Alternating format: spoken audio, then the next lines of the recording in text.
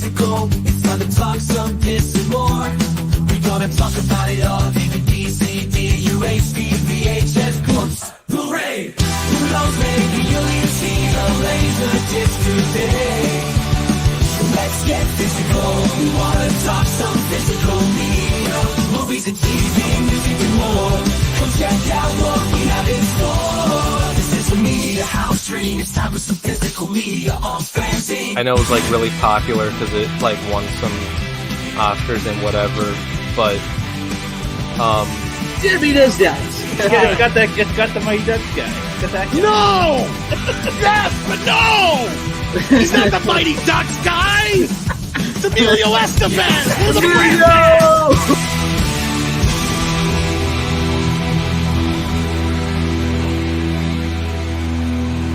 You can never have enough physical media.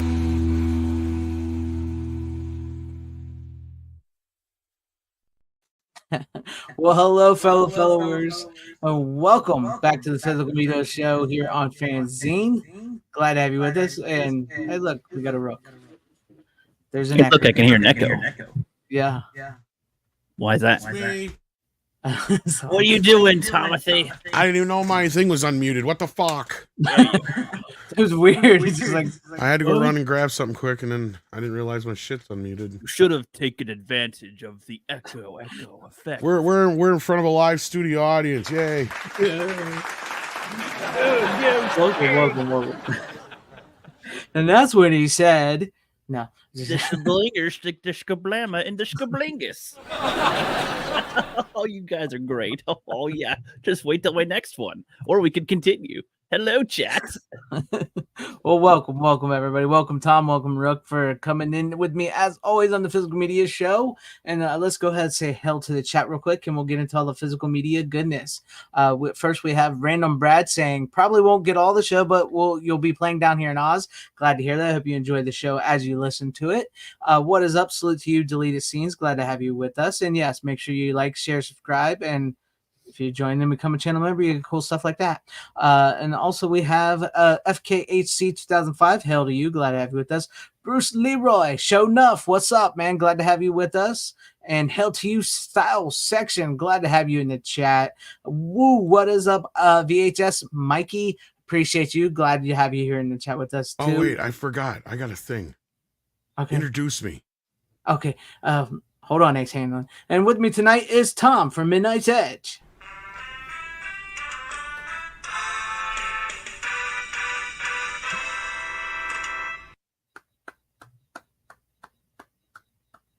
I love it. I don't get it. He I doesn't got get intro it. music, and you don't. Yeah, that's why he's special. Back to the chat. What's up, Ace Hanlon? Glad to have you with us too. Hello, Hollowfield, my good friend. Glad to have you with us in the chat. And Tim Hayes, what is up? Hail to you as always. What's up, Cowabunga dude? Glad to have you here.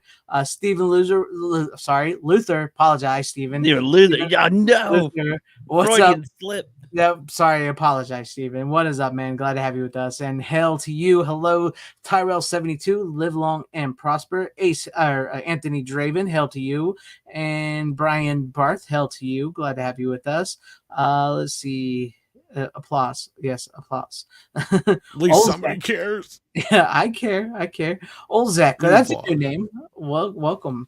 Ozlek.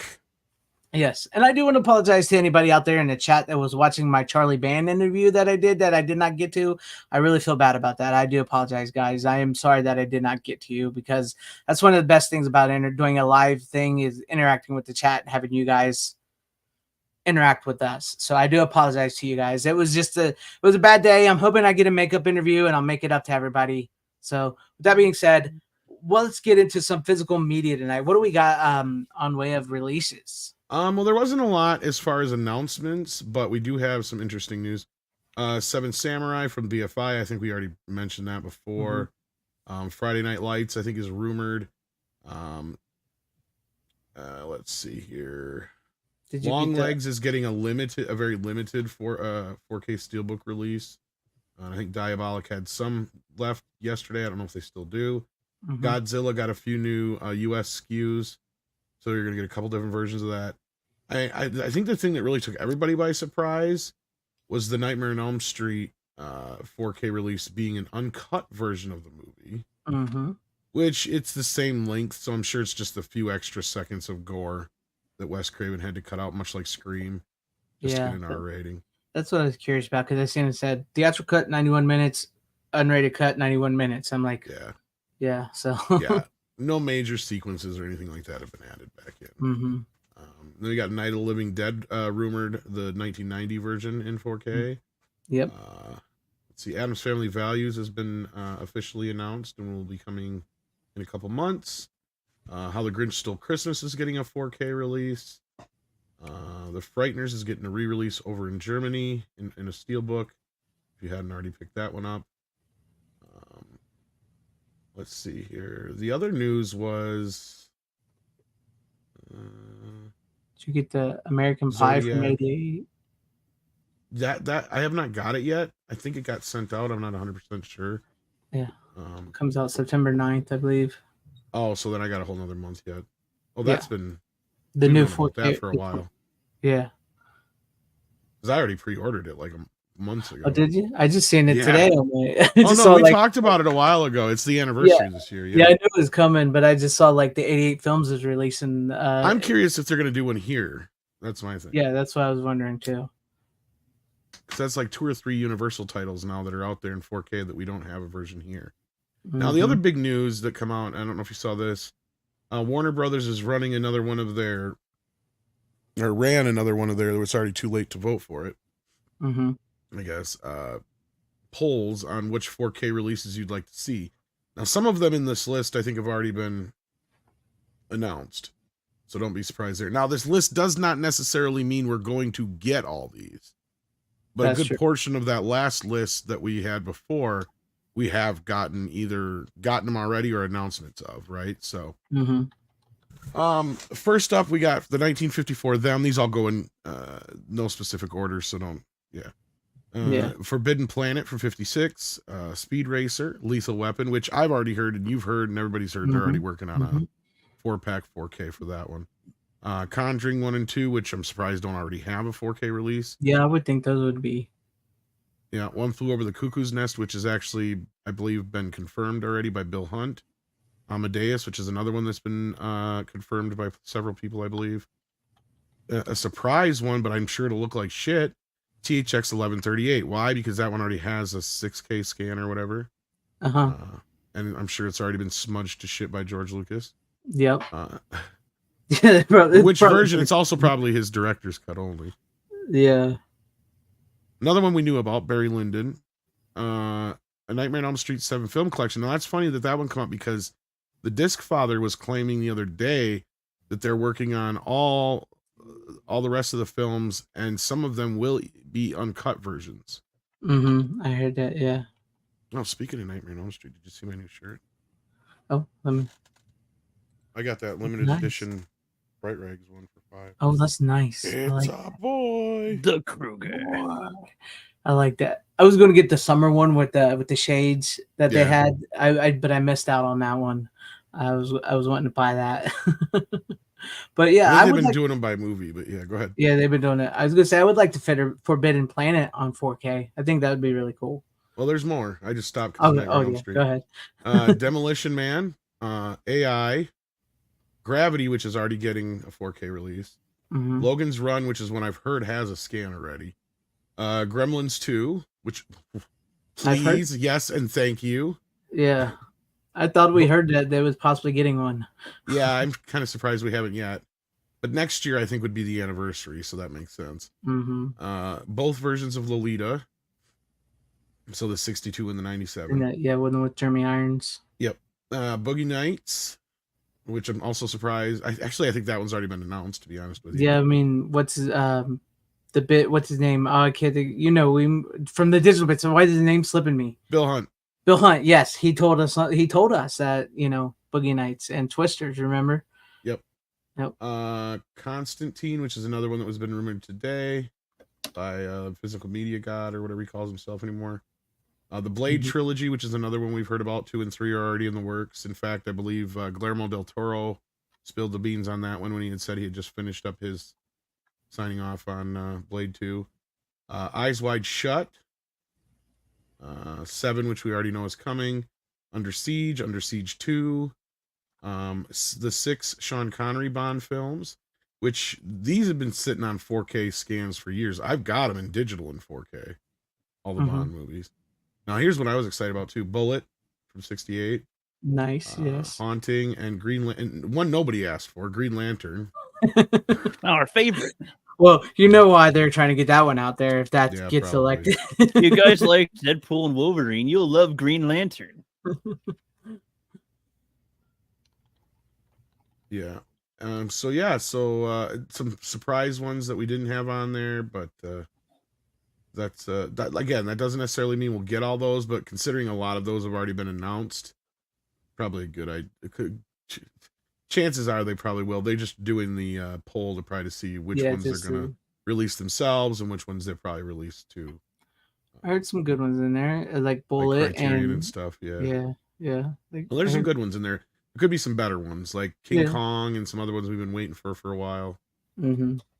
I'd be down for Demolition Man 4K and Bullet and Forbidden Planet and a bunch of other ones you said too. Some really good ones in there. So so the poll's closed though, unfortunately, but at least we know what they got in mind at least. So that works that way. Oh yeah, and the South Park Cred episode is supposed to be coming out on October 29th. Nice. Nice. Like myself, who collect all the South Park shows. Good stuff. All righty then. There's like a lot more titles than lately usual. It actually was a slow week, to be honest with you. Slow, yeah. But it seems like last week, the week before, it was like, okay, it took like a minute to list them. There was actually a bunch of stuff that was just re-releases and Steelbook re-releases and so on. And I don't cover, at least unless Greg wants to, I don't really talk about the new movies coming out because we always know new movies are usually coming out. I'll bring it up if something doesn't come out more before I'll bring it up. Yeah, we all know the new movies are usually out a month It's always for the older ones that don't have one yet. I got you. Yeah, pretty much. Yeah, I mean, if you think, if you think that was a lot, wait till we get into like September for a Halloween. All the movie that's going to start dropping for into Halloween, into November, into December, because you got to get the movies out for Halloween, and then you got to get all the movies out for Christmas, and that's when it's like. That's when we get a bunch, and then it starts to slow down again after the first of the year. Oh, what you were talking about is the Steelbook here. I didn't know they were getting a Steelbook, but evidently that's the version I already pre-ordered. I don't know. Oh, the American Pie Steelbook thing? Yeah. So, I was going to say, I saw that today. I was like, I thought we brought it up, but I don't remember if we brought that up. So, what's up, VHS Massacre? That's my other Tom friend. What's up, man? Oh, speaking of which, his new movie, American Expendables, the documentary that he made, will be being released from MVD soon. So keep your eyes out on that. So if you're looking forward to it, looks like American Pie will have a new documentary on it called Return to Great Falls and Like Warm Pie. Nice. I like that. Yeah. All right. Well, did you know that Kino Lorber is releasing Xanadu on 4K? Oh, yes, there were some Kinos we forgot to mention, didn't we? Yeah. Let me see what I got here for Kino. We like Kino. Yeah. Although sometimes they release some crap. They do. And Amazon, again, is delaying all my fucking new Kino titles, I bet. They do it to you on purpose. They're like, Tom's ordered from us. Yeah, we shall hold them from him. And I keep telling Kino about it, and I even tagged them this time in one, but they haven't responded. But Bob LaFlambeur is one of them they announced. Never heard that one. Yeah. We shall make him classic Kino Thunderbolt and Lightfoot, we already knew about that.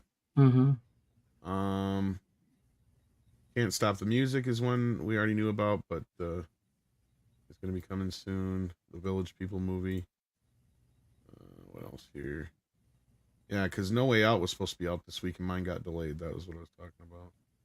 Yeah. What else was the new ones they announced besides Xanadu? There, Vice Squad, that was one of them. Maybe that was it. I think that was really it. Yeah. Doris Day movie. Yeah. I'm not seeing anything else here. I thought they had a few more, but we must have grabbed them last week. I know it was pretty funny because this might be a good segue for you, depending on which one you want to start with here, Tom. But did you watch their live stream last week? I believe it was. No, I missed their second one.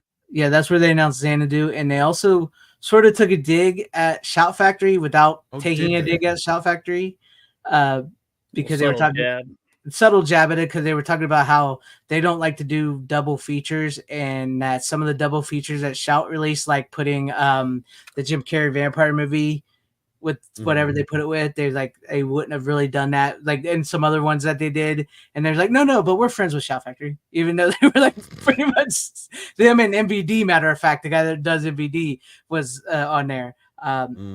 They kind of gave him a little jab at them and was like, no, we don't, but we did do Porky's because that's how we knew that's how that was supposed to do it, like Porky's 2 and 3 together. So because they said that's really how they knew they was only going to sell Porky's 3 was by putting it with Porky's 2. Right.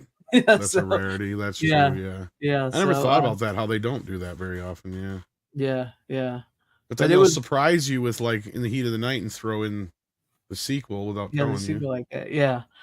So, but yeah, they said they don't really like to do stuff like that, but every once in a while they do. But they did, so it was. I thought it was pretty funny. They took a little jab at a Shout Factory, but of course they also had to say, no, we're friends with them now. So, private chat. Yeah. So with that being said, let's go ahead and get with you first, Tom. Since I can start there if you want. I mean, it's I can blow my steam right up front. You can do that. I was really excited to get this in the mail today. Hey, Bill and until I started watching it. Bogus Journey. I don't know what the fuck. I mean, it doesn't say that Shout did the scan, so it might have been Amazon, but I don't know what the fuck they did. Somebody fucked something up somewhere, because you can tell it has a bunch of static grain where the grain moves with everybody. Yeah. And then they have a layer of grain over top of that to try and cover that up.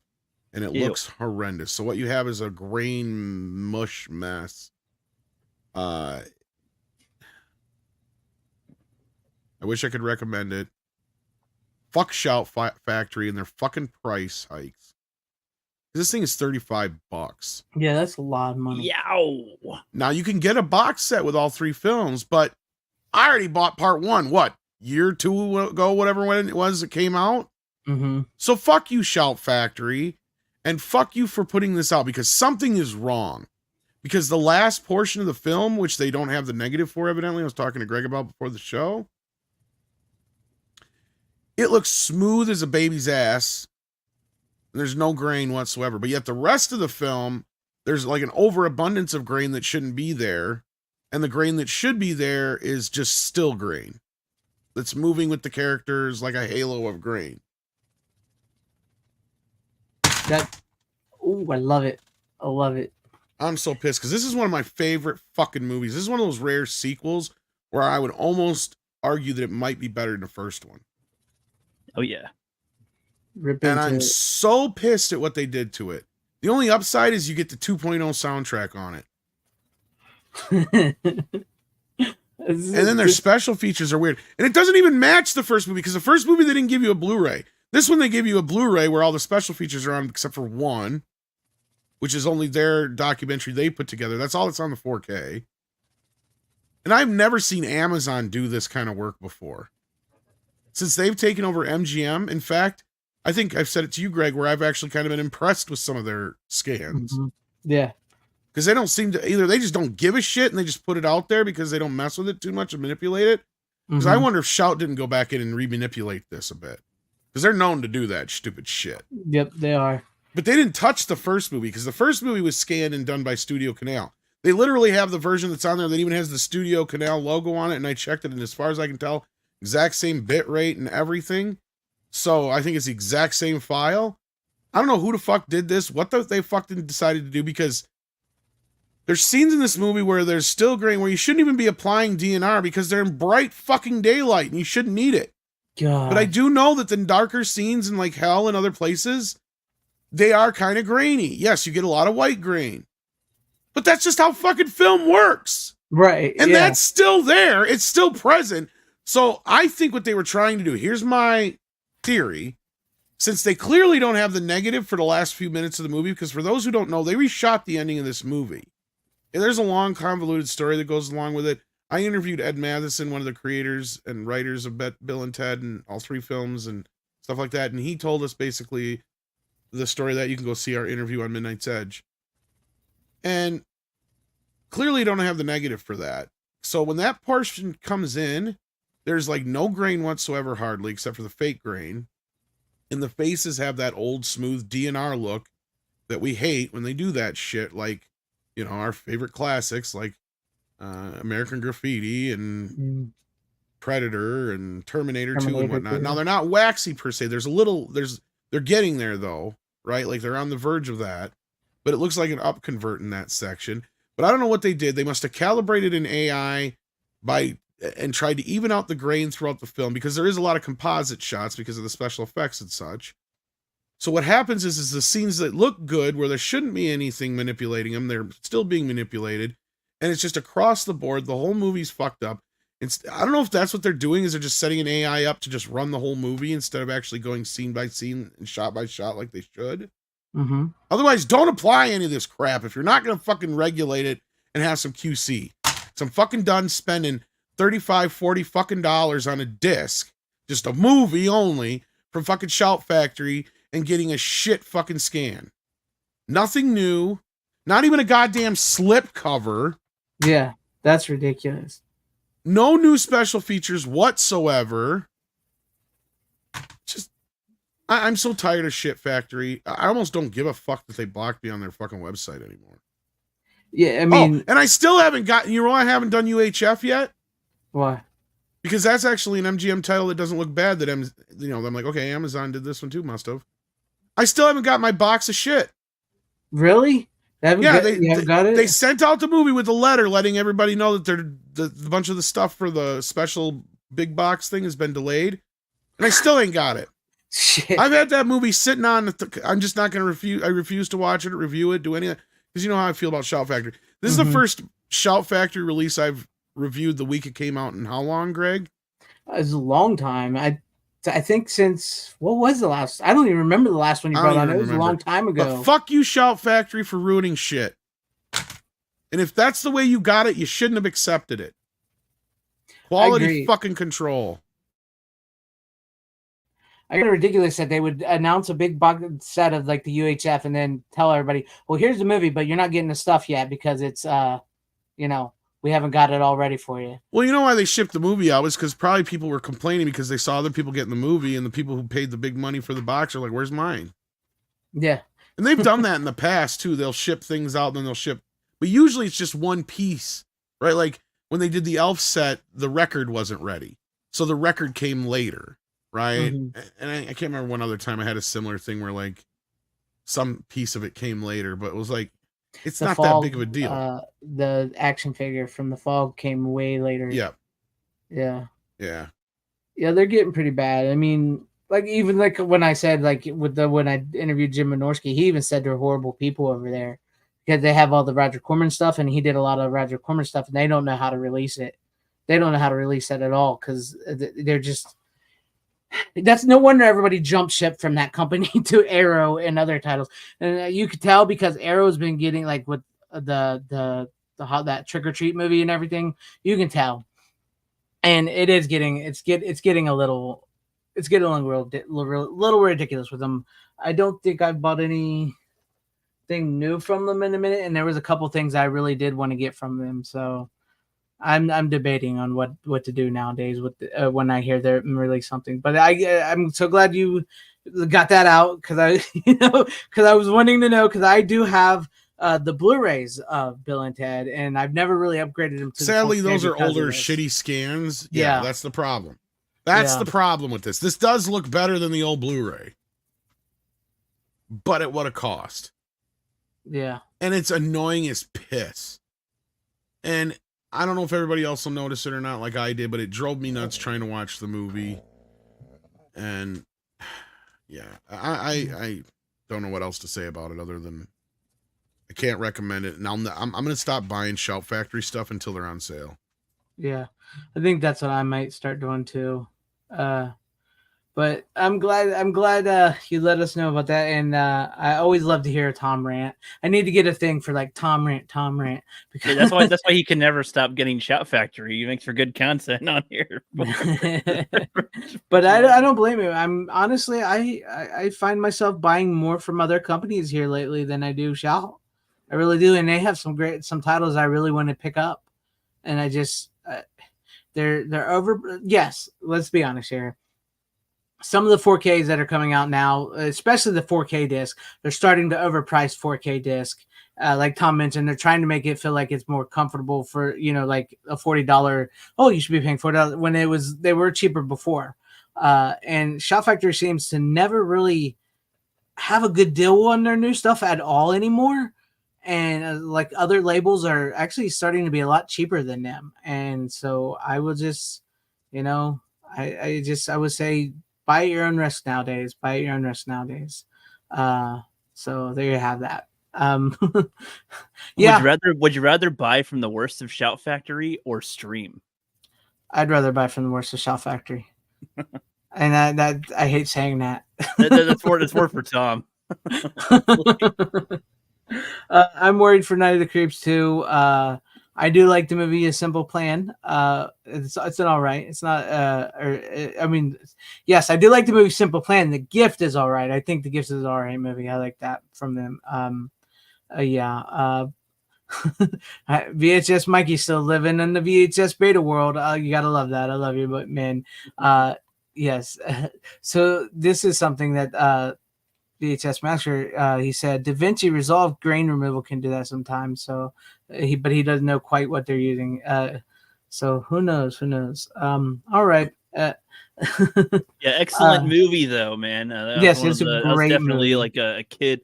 One that I saw from a kid, and one I didn't typically like. I just wanted to say real quick, they probably did use a bootleg of DaVinci Resolve. Don't put it past them.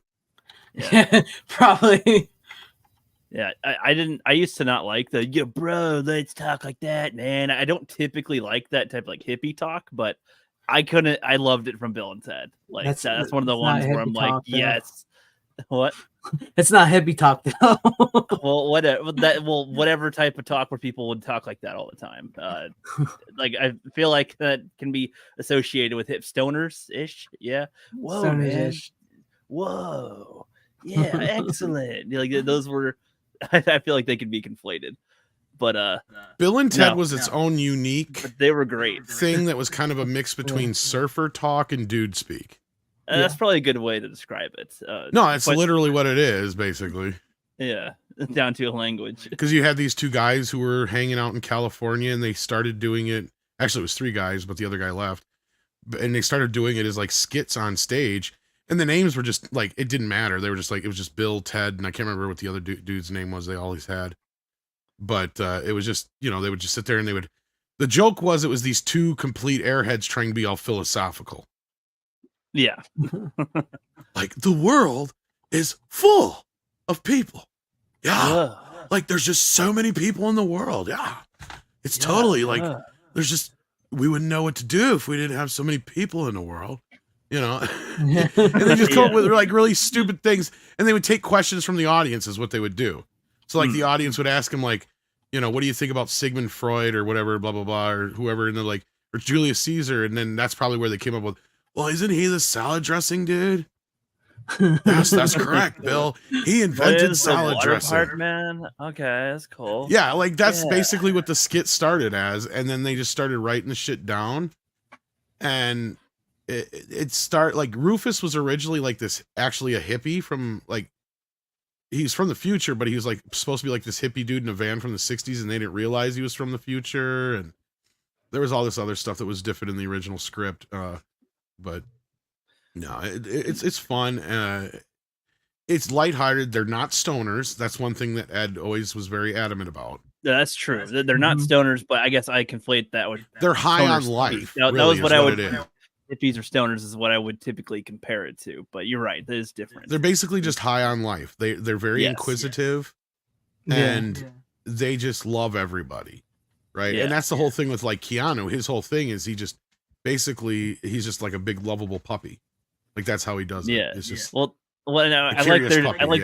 I like their dynamic too. It's just like they're not like, I don't know, they're just good buddies, good bros. They go back, they got some medieval babes, why not? Getting different these guys from the future interacting with all these like philosophical and historical members of like the history. It's just kind of funny of like a juxtaposition. Like you're in the future. You should probably be at peak any of this, but these historical figures are all like just super above like the modern person, or especially this type of person. But still, I don't know. I like that dynamic. How would they be if they find Sigmund Freud? How would they be when they find Socrates? These like people that have a huge stamp in history. It's kind of funny. Yeah, I love the premise. It's a great idea. It is. It's really great idea, and I agree with Tom, because like they waited a while for the second one, and they had to do it their way, and it is almost a completely different film than the first one, which is what you need to do, but yet it still manages to move the story, and it still feels like it's set in the same world and within the same everything, so it really works. And the second movie it's truly a lot of fun. We'll just be glad we didn't get the movie the studio wanted for the second movie. Yeah. Well, wait, what did they want? I have not heard about Well, they kind of used that concept in the animated series to a point, but like in the second film, the studio wanted them to basically just remake the first movie. They wanted it said this time it was English class, but instead of going through time, they would actually use the phone booth to dive in and out of books and steal characters from books. I mean, not like they're the like, worst well, what if we concept, kill but him? That's not what? They're like, what if we kill him? What? That's And the studio's just like, what? Yeah, what if we kill him? Like this sounds like a different. This could work for like a different movie, maybe like an original movie, but not a sequel to Bill and Ted. Doesn't make any sense for these guys. Like what? No. And they're like, yeah, we can send them to heaven and hell, and the whole point of the movie is that they got to get back from hell to be in the Battle of the Bands. Like that was, and the original title was Bill and Ted Go to Hell, and the studio's like, you can't use that title because we can't advertise before 9:00 if hell's in the title. Oh, right. Mhm. Old days. And Orion was on the verge of bankrupt. Like it was just even though they sunk a lot of money into this movie compared to the first one. It's kind of funny you say, they kill him, but that is part of the plot of Bill and Ted too. Nah, So they get killed. Yeah, they get killed. It's just the way you said it. It's like, well, wait a second. That's not. Oh, but that's part of their journey, right? But it's a different. That was a good. I wonder, like, if they thought about that, like the way they had the first one be the adventure that it was, and it's charming in its way, and then in the second one, yeah, it feels like it's a continuation, but it's like you get robots, you get evil dark dude from the future, you get the Grim Reaper, you get the Easter Bunny, the old lady, the military man, the they're ghosts and stuff. Like they find a Martian in heaven. Like what?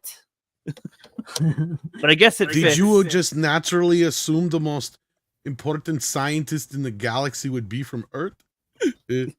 Yes. Some good shit. And like the idea for Station, like what was the concept behind Station? Oh, I told Greg that story just before the show. Oh, yeah. I'd actually told that because story I'm to just me. like, that is the most random like thing ever. These two little dudes like smush together and become a big I'd say station. I don't know. Okay, like, here's what happened was and I think Ed forgot that they had two different endings already to the movie because they had to go rewrite the ending of the film. And they were so pissed. So they went and deleted a big chunk on their little word processor of the, a bunch of scenes. Mhm. And it got everything except for they had a one scene that said exterior police station. And everything got deleted except for station was just left there hanging. And it was like 2-3 in the morning. They were already pissed off and punch drunk, tired. And they just start going station, station, station. So then everything just started becoming station. So then that'd be like station. And then, Chris would be make like, it into station! A language essentially. So the next thing you know, they're like, well, what if they had these aliens where that's all they could say was station? And then from there that spawned out that because then that ending initially was station was supposed to be that they were supposed to face their fears. And if you listen to the Bill and Ted soundtrack during the Reaper rap song where they have like little clips from the movie playing throughout, you actually have pieces of the original speech that Bill and Ted give. Because they give a completely different speech because they face their fears on the highway. And that's how they defeated them in the original film. Yeah.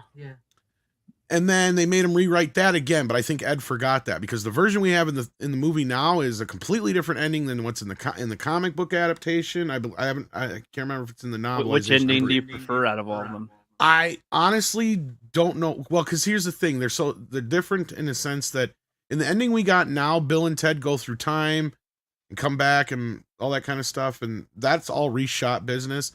Denomalos actually got killed in the original version. He gets blown up by the good robot guys because they knock the heads off and they blow up the other robots, but they also blow up Denomalos at the same time. Yeah. So then he actually ends up in hell. So like the last bit of the movie before the credits is Denomalos shows up not in hell, but he shows up in purgatory, and you hear, "You must challenge me to a contest." Pretty good. And that was the way the original movie ended. Yeah, that's pretty. Yeah. It's like a little stinger ending, sort of. Yeah, but I mean, you can find pictures online from like the cards, like that they released the Bill and Ted cards, and like Tom mentioned in the comic book, where you could see what they shot, like the alternate. Yeah, there was like a mutant version of the Rabbit. There was the Granny and all that shit. Like basically, Bill has to kiss Granny. Ted calls his little brother Deacon and apologizes for stealing his. It's not a horrible like ending either. But like the way it's probably done in the film, I can see why they probably redid it, because you have this scene where they're like stopped in the middle of the road by all the bad guys, and Colonel Oates has like this missile launcher. You got this big gnarly looking granny on like this tricked out fucking like wheelchair, and you got this massive scary looking Easter bunny. So yeah, so they realize they got to face all their fears. And then they finally make it to the Battle of Bands. Their speech is different. I think they still go through time to learn how to play, but the whole big point initially was that got changed in the script was the speech was more important than the song, right? Like that's the whole thing. The speech was the main thing that was the most important thing, because the speech is what was supposed to bring everybody together. So like I said, you hear pieces of that speech in that original song, and he's like, you got to kiss your fears away and face your fears and give them a honey bun or something. Yeah. That's pretty much exactly what he says in the thing. I feel like that'd be like a good alternate ending to have, like, if they could have filmed. Nobody's ever found it. There's only images of it. I've shared images of it. I mean, like, it would have been a good like release on the DVD or something if they've never found it. If they like if they wanted to release the footage on there. And there is like a deleted scene that was on the TV cut just for time, but I don't think they've ever put that on the Blu-ray either. So no, I could see why they wouldn't have that be the main ending for it, because that is a little like, okay, you were stopped there for a moment, but then they're at the whole movie. You don't really think about, oh yeah, the granny and the bunny. Like you're like, no, you're at the battle bands, save the princesses, defeat the robots, defeat the guy. You gotta learn how to play guitar. Like I don't know. Like I feel like, and that being in front of the crowd too at the battle of the bands, the bizarre reveal of Rufus as the hostess chick or whatever. Like I feel like that's like a good point to a good pacing compared to what you just described. I don't know if that would fit the pacing as well with them fighting their fears like that. But it would be nice to see, because like we said, it's never been found, so we've never really seen. That's what I'm saying. That's like, if they could have, if they like had all the footage themselves, like the studio or whatever, and had that like as a special feature on the DVD, that'd be cool. But never gonna happen, of course. No, well, unless somebody finds it, then maybe, you never know. Sometimes they find them in the weirdest places. Under Ryan Reynolds' couch cushions. They did find them so weird. But Brian Barth wants to know, Tom, did they delay the release for the first film on Bill and Ted? I don't know. Yeah, that's a famous story. It actually sat on a shelf for a year. Oh yeah, that's why it was shot in 1988, but didn't come out till 1989, because Nelson Entertainment, the studio that made it, had gone belly up and bankrupt, I believe, and then through some acquisitions, I believe it went through like Fox and then wound up at Orion, and they didn't know what to do with it. They thought about just putting it out on video, and then they just sat on it for a while, and then they did some test screening at some mall in California, and it tested through the roof. Like at that time, it got the highest scores of any Orion movie since like RoboCop or something like that. Mm-hmm. So then they didn't know what to do. They're like freaking out. They're like, well, how do we market this thing? And they managed to somehow and got it out, I think in March of 89. And in a year full of movies that are big movies, I mean, it's still one of the more remembered films. So yeah, even though the sequel failed at the box office, but it didn't do that bad. It did okay. It just didn't do what they were hoping, considering how much more they spent on the second one. And they really, really promoted the hell out of the second one. Yeah. Which was funny because also the year that Bill and Ted was released, it was like there was like multiple time travel type movies. Well, you also had the live action TV show, you had the cartoon, and I think they delayed the live action show to correspond with the movie coming out so they could maximize, synergy with it. It had I think part of it was they kind of bombarded you with too much Bill and Ted at once. Mm-hmm. Oversaturated it a little bit. And that TV show didn't help. The first season of the animated show was great. You had Keanu Reeves and Alex Winter and George Carlin all doing their voices and a bunch of the other cast still. It was that second season of the animated series that suffered, and that god-awful live-action TV series. It was bad, wasn't it? I remember seeing it. I must watch it.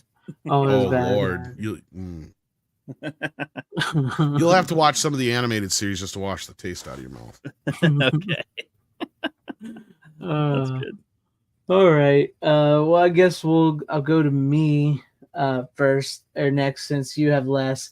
But there you guys go. Have it. If you want to get Bill and Ted's Bogus Journey, beware. It's not very good on the new 4K from Shout Factory. So there you go. And I had pizza. I had a copy of Bogus Journey from Pizza Hut at one point.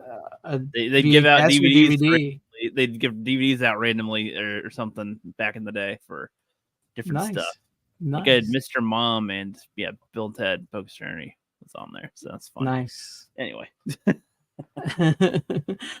before I move on to me, where's this at?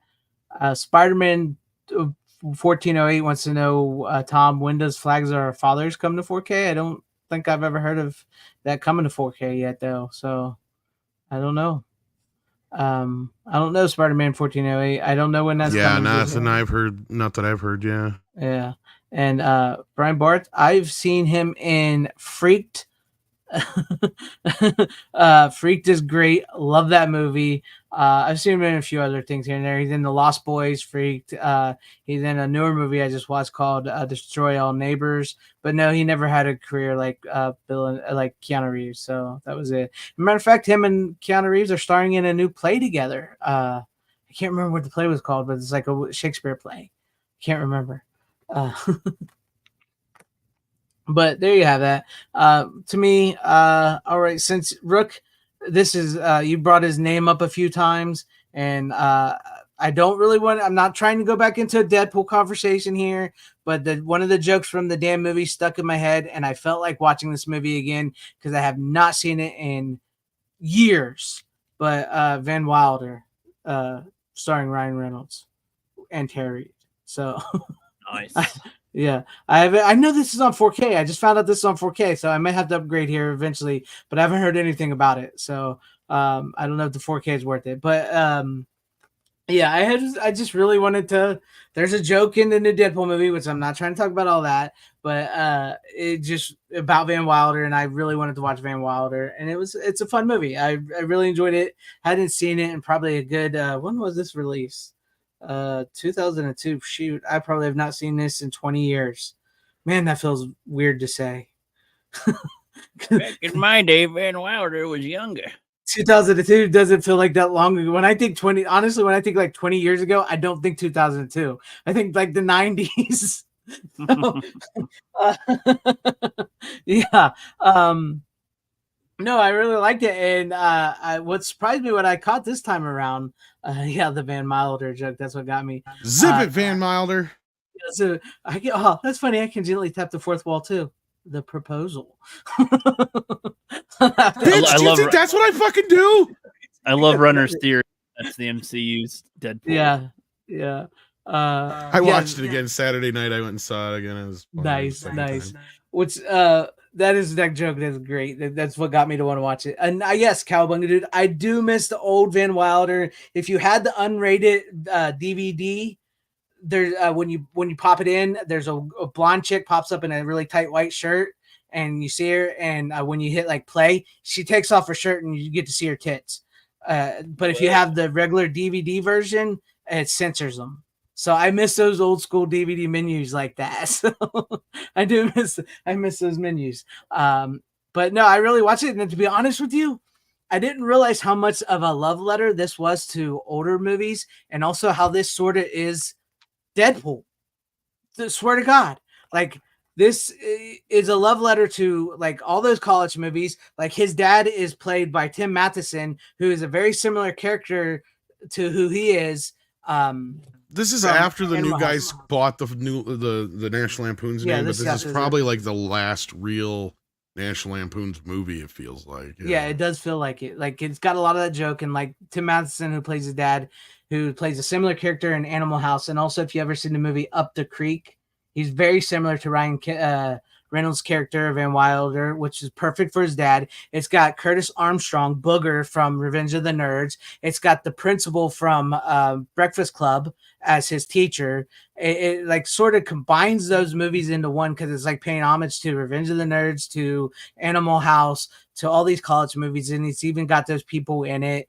And matter of fact, come to find out, there's a lot of similarities. Like his sidekick in this movie is an Indian named Taj, who's also, he has that in the Deadpool. He actually, when it feels like he's breaking up with his girlfriend, he sings the same song he does in Deadpool 2 when Vanessa dies. And he does break the fourth wall in Van Wilder. He does look at the camera and break the fourth wall. But yeah, this is a fun movie. I really had fun with it. I enjoyed it a little more this time around than I had in a while, and I just was laughing. Do I think Brian Bart, do I think Ryan Reynolds is a movie star? That's a debatable question, because I mean, he has done movies outside of Deadpool and all that where they've been successful, but I don't know if you would call him a movie star. But I would say he's probably one of the closest to a movie star we have today, in a way. That's what I would say. I guess. Oh, there you go. You got 4K. Does it look good on the 4K? I don't know. I haven't watched it yet. It's still in plastic. Oh, I literally just found out after I heard it's an up convert, so I don't know. So it's probably about almost slightly better than the Blu-ray then, right? Which is weird, because you would think it would have been shot on film, because it's an early 2000s movie. Early 2000s movie, yeah. I'm pretty sure it was shot on film, but it was probably finished on digital. That's why. Probably. And you know what? I forgot how hot Tara Reid used to be. What happened? Because she's actually very pretty in this movie. She's very... you don't see her as like... I'll give you a blowjob for $2,000. I am just going to go find a cast machine. That's not the same movie, but same actress. No. Yeah, same actress. Yeah, I know what you're talking about. Yeah, but no, she's actually pretty attractive in it, and it's actually a pretty fun movie. It's pretty funny, and I really enjoyed it. I hadn't seen it in so many years, and I was surprised. I was surprised that it had a 4K after I watched it, and I was like, what? But there you go. There you go, Brian Bart. Deadpool is a movie star, and Ryan Reynolds is Deadpool. So I mean, if that answers your question, Van Wilder's basically Deadpool in college. Yeah, that's what I was just saying. Like, some of the similarities are amazing between this movie and what came. So it's pretty funny. It's like a weird yes, it is like a weird parallel to exist. But anyway, there you guys. Now you're gonna make me watch this tonight. Oh, it was fun. I had a blast. I couldn't believe the connections I was making, because I hadn't seen so many years, to the Deadpool movies, and also the nods to the previous like National Lampoon's movies and the college movies, like to Breakfast Club, to Revenge of the Nerds, and to Ferris Bueller, because it's also very, very Ferris Bueller like, because the way he's perceived by the college student body, and how they all like, he's like the coolest of the cool, and if something happens to him, they would all have his back, like how Ferris Bueller is. It's very much in that vein. So yeah. Have you seen it, Rook? I think I have, but I don't remember it. It's one of those ones again that I saw long time ago and only saw it once, and might have seen bits and pieces of it. I don't think I've watched it all the way through. Well, you probably wouldn't like it. I mean, maybe I liked some. I'm of those sure old you ones. would. I liked American Pie back in the day, so I mean, it's got a like very sort similar of vibe to American Pie. I mean, I know you're afraid that I'll hate everything, but honestly, my ratio is more like 90% I liked stuff. Honestly, what was you gonna say, Tom? Well, I was just gonna say, how many movies does Rook have? Because I know we talked about these last week, and I just watched them and brought them on myself. So. Oh well, you could probably talk about that next. Well, I was gonna say, since we were talking Van Wilder, we Yeah, might, might as well. He's only got one. Rook's only got one. yeah. They look wise. I mean, they look okay. They're up converts. I guess the only thing I really have to say about them this time out, compared to watching them, because I haven't seen Deadpool 2 since it first came out. It really sucks. It's worse this time out. Like, it feels so ham-fisted and forced, especially after seeing Deadpool and Wolverine twice now. It's like, oh my God, that is such a superior sequel, and it has a lot of the same elements to it. I mean, I'm sorry. I know some people enjoy Deadpool 2, but I can, from here on out, for the rest of my life, literally just watch like the first 15 minutes and the last 5-10 minutes, and I'm good. I don't need to watch the rest of the movie. Because now with Deadpool and Wolverine, it's kind of made a lot of that shit obsolete. You don't really need anything else. Yeah, because it's kind of a redundant sequel once you really go back and think about it. It's kind of pointless. Well, I mean, in a way, I think even Ryan admitted that they kind of fucked up with it. That's what I love about that scene when he's like, and he asks, "Well, have you worked ever with in a crew before, or whatever?" However he asked him, or in a team. That's what it was. It was, oh yeah, I was Special Forces and X-Force. In fact, I was the founder of X-Force. And he's like, oh yeah, well, what happened there? Well, they say gravity, but we all know they tested badly, especially Cable. Yeah, yeah, it's true. Which though, I didn't mind Cable. It was more so the kid and some of the other chick aspects this of the time movie. drove me nuts. Yeah, I thought she was kind of annoying. I didn't like Domino. And I know before I didn't want to say nothing because a lot of people did, but I'm like, she's like everything that's wrong with woke characters, and she's got hairy armpits, and she's just kind of like pointless to the story half the time. I don't know. Like the joke is over once all the other crew is dead, and it says something when he goes back and Pete's the only one he saves. Yeah. I mean, let's be honest. Peter was a big upgrade from TJ Miller as his new sidekick in the next movie. So, well, and TJ was in the second one too, but I love that at the end where he just goes up to Pete and he's like, "Just walk away, Sugar Bear, just go, run." But no, I was never. I know people like the second one, I do, but I was honestly, when I watched it, I was very disappointed because I really did enjoy the first one. I really thought the first one was a pretty solid movie, and I was like kind of excited. And then when I saw it, I was like, and I don't like that they kill Vanessa right away. I don't feel like they have to do that. Yeah, I don't feel like they did that either. You could have still had the same story and still had her alive. It's just him like dealing with the idea of like wanting to be a father and whether or not he can actually handle it. Maybe you could have had a scene where all it is just Vanessa says, "Are you sure you can even handle that responsibility?" Like after he fucks something up. You know what I mean? Mm-hmm. It's true. It is very true. I don't know why. The whole kid plot is stupid. I don't like it anyway. It's just because he's an asshole. Yeah, he's a little asshole, and there's so many things in the plot with that whole thing that just drive me nuts. That go back and forth, and like the kid sits there. For instance, here's one thing that stuck out to me.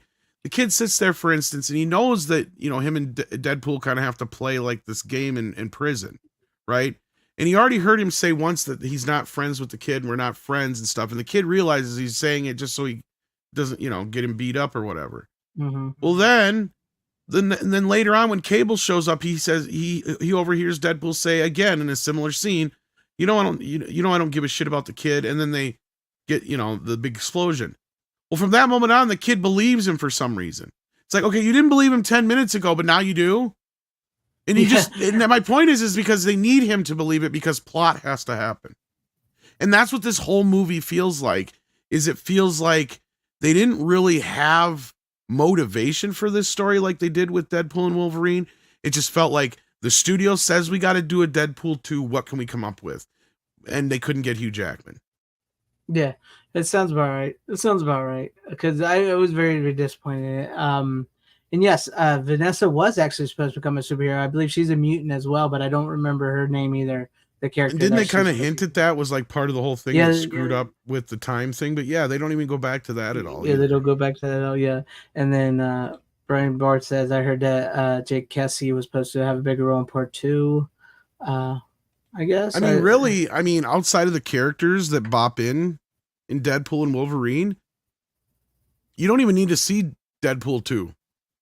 You really don't. There's nothing that's really predicated on, other than the TBA. They kind of hint, but they even say right in the movie that his time jumping had nothing to do with them showing up.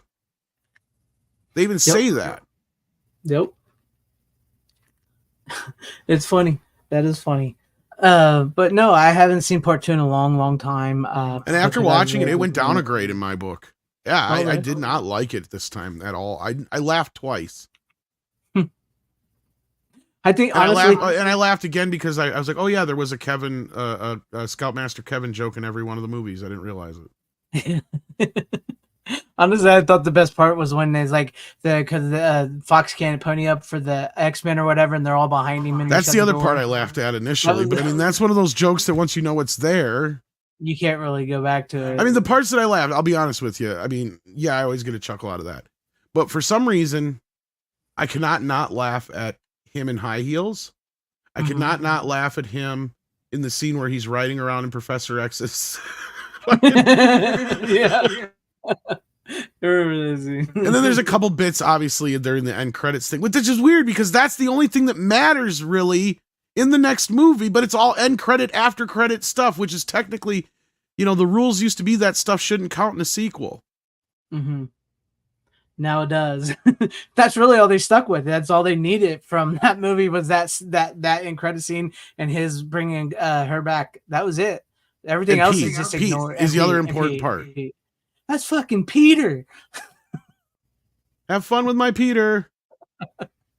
When they're sticking his finger in his mouth. Or no, enjoy my Peter. That's what he says. Enjoy my Peter. When they're all gathering, they're sticking his finger in his mouth, and he's like, "Oh." What was funny about seeing that the second time is I saw it with a completely different crowd, and it was a packed ass theater. It was it's in the little theater I used to go see all the movies I used to go into growing up. So it's kind of like, the theater I know the best, blah, blah, blah, blah. Mm-hmm. Well, we happened to be around that neck of the woods, and somebody wanted to see it. So I was like, all right, I can go see Deadpool and Wolverine again, and for free, sure. Why not? Mm-hmm. And so I did, and it was packed, and a very large, different swath of people, everyone from kids to grandmas. So the audience laughed at different portions of the film. But the 2 times that I noticed that the audience really got a reaction out of was the little old lady that snorted at the "Enjoy my Peter." I never seen the little old lady laugh at something so juvenile.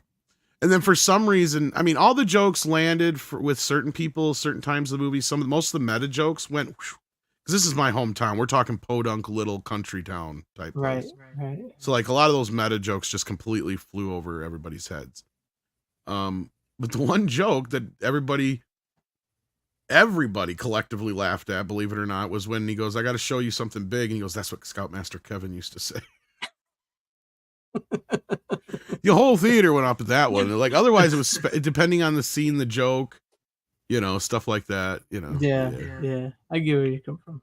But which is weird. Honestly, you could watch Van Wilder and Deadpool and then Deadpool and Wolverine. That's like a Deadpool trilogy right there. Just skip part 2. You could really watch all 3 of those. And there you go. Which sucks because I like the beginning of part 2 up until Vanessa dying. And then I like the ending, obviously, but the ending outside of the whole point of him having to bring her back to life, the other stuff's funny, but that's just like the only reason you're doing this is because and his time travel thing makes absolutely no fucking sense. Right. It does. It doesn't. And then how does he even use it to go to the Marvel MCU universe? How does he do that with it? Well, not only that, this is the thing I don't get, and this is the same problem with like Star Trek 09 and shit like that.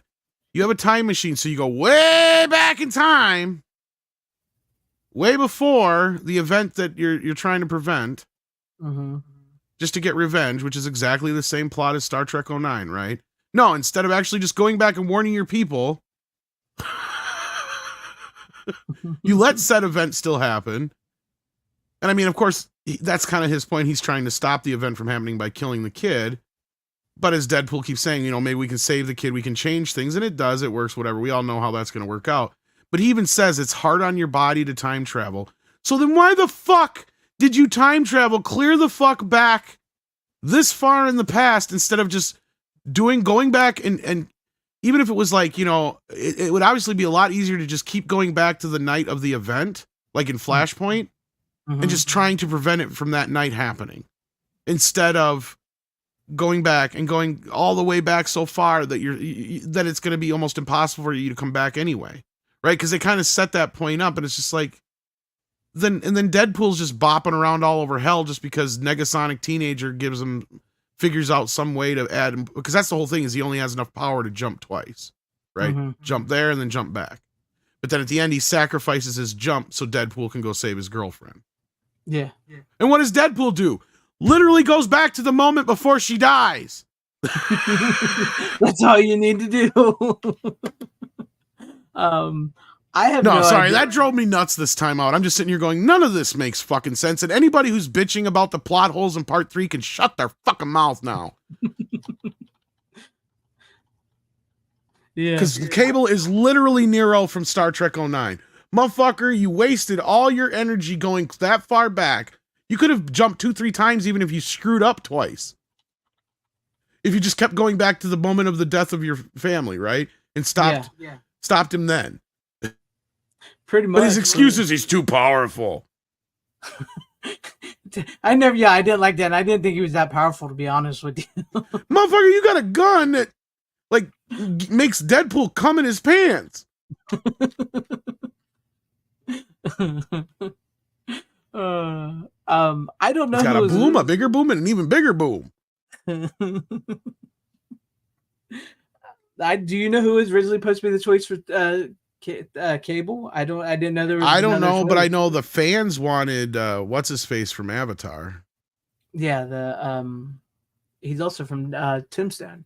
I can't think of his name, but Stephen. Lang. Stephen Lang. Yeah. Yep. All right. Look, literally anybody would have been better. I like Josh Brolin, but he's 5'0", and when that's the other thing that I laughed at. That's the only other time I laughed at it was inadvertently. Is when you have the group shot of them walking up, and Cable is literally a foot shorter than fucking Deadpool. He's the same height as fucking what's her face Domino.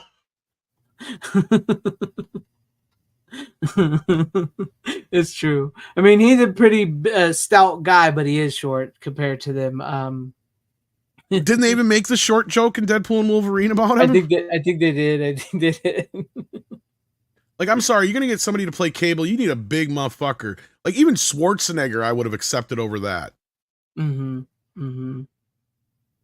It's very good. I mean, especially when you look at the '90s comics of Cable and see how, like, how they drew everybody in the '90s, like raw. He was like huge in the '90s, and he was like towering beast of a guy. Well, Deadpool's this little shit too. That's the thing they always show him. He's like this little tiny guy. He's not much bigger than Spider-Man. It's true. It's just that he's scrappy and he, doesn't matter what you do to him. Yeah. And anyway, he's well trained. He's well trained actually too. So. Well, yeah, the special forces. At some point here, I'll rewatch Deadpool 1 and 2. I haven't seen any. First Deadpool one's still movies great. Still a masterpiece. Still a 10 out of 10. Yeah, the first one's awesome. And you're right. Damn right. Oh, hi. Yes, I know. Right? Whose balls did I have to suck to get this movie? Well, they rhyme with Wolverine. Let me tell you, he's got a nice, smooth head down under. Did you see the lie detector thing when they asked him? When Hugh Jackman asked him? Oh, that is great. You got to watch that clip. I know. Now they put out more clips after the movie came out than they did before. I'm like, why? Where was all this stuff before the movie came out to help promote it? Not that they obviously needed it, but yeah. Yeah, he asks. Ryan Reynolds is hooked up to a lie detector, and Hugh Jackman asks him. He goes, did you release the Deadpool footage online? Because that's how that movie got made, because it was released online, and then that's it. And he just Ryan Reynolds was like, I don't know why I'm sweating. He starts saying all this stuff. You got to see it in very. Oh yeah, you got to send that to me. Yeah. Yeah. Then he's like, I may have sent it to somebody who sent it to somebody. So it's great. I'll find it for you when I find it, and because they did a big old lie detector thing on each other, and so it was good. That was pretty funny. So yeah, I think everybody knew he was the one that got it out there, which has got the movie made. But okay, Rook, I guess we'll just keep skipping around you since you only brought one tonight. Well, you're talking about, of course, for those, because I don't think you had enough context there. You're talking about the Tom Rothman video. Yes, that leaked online. Where he actually put his own money up to make that test version of the opening scene of the film, where he literally looks at the camera and goes, "Oh, hi, Tom." Yeah, it's always been rumored that it was him, and so now we know. It's been long enough now; it doesn't matter. That was a fact that Ryan Reynolds released it. Yeah. Everybody, you know, the best part about this though is he can go up to Sony now, where Tom Rothman's the head, and Tom will kiss his ass. I bet you any money in the world, and I bet you he'll go, "Can I have Spider-Man for a movie?" Probably. And he'll be like, "Absolutely, Mr. Wilder." Mr. Wilder. Which is funny. I was actually speaking back to that is apparently Ryan Reynolds only ever watched the rough cut of Van Wilder, and then has never watched it again since then, after he saw the rough cut before it was released. Didn't like it, or what? I don't think he didn't like. He liked it, everything, but he said when I was reading up about it, he didn't like. It was that time he didn't want people to see him as like a party guy. I think he was trying to be an actor after the movie came out, and so I guess that was his thing. But I don't know. I really don't know. So, but I don't think he hated it. I just don't think it was as that. I thought he was, like, oh, I saw. Okay, that's the movie. Move on.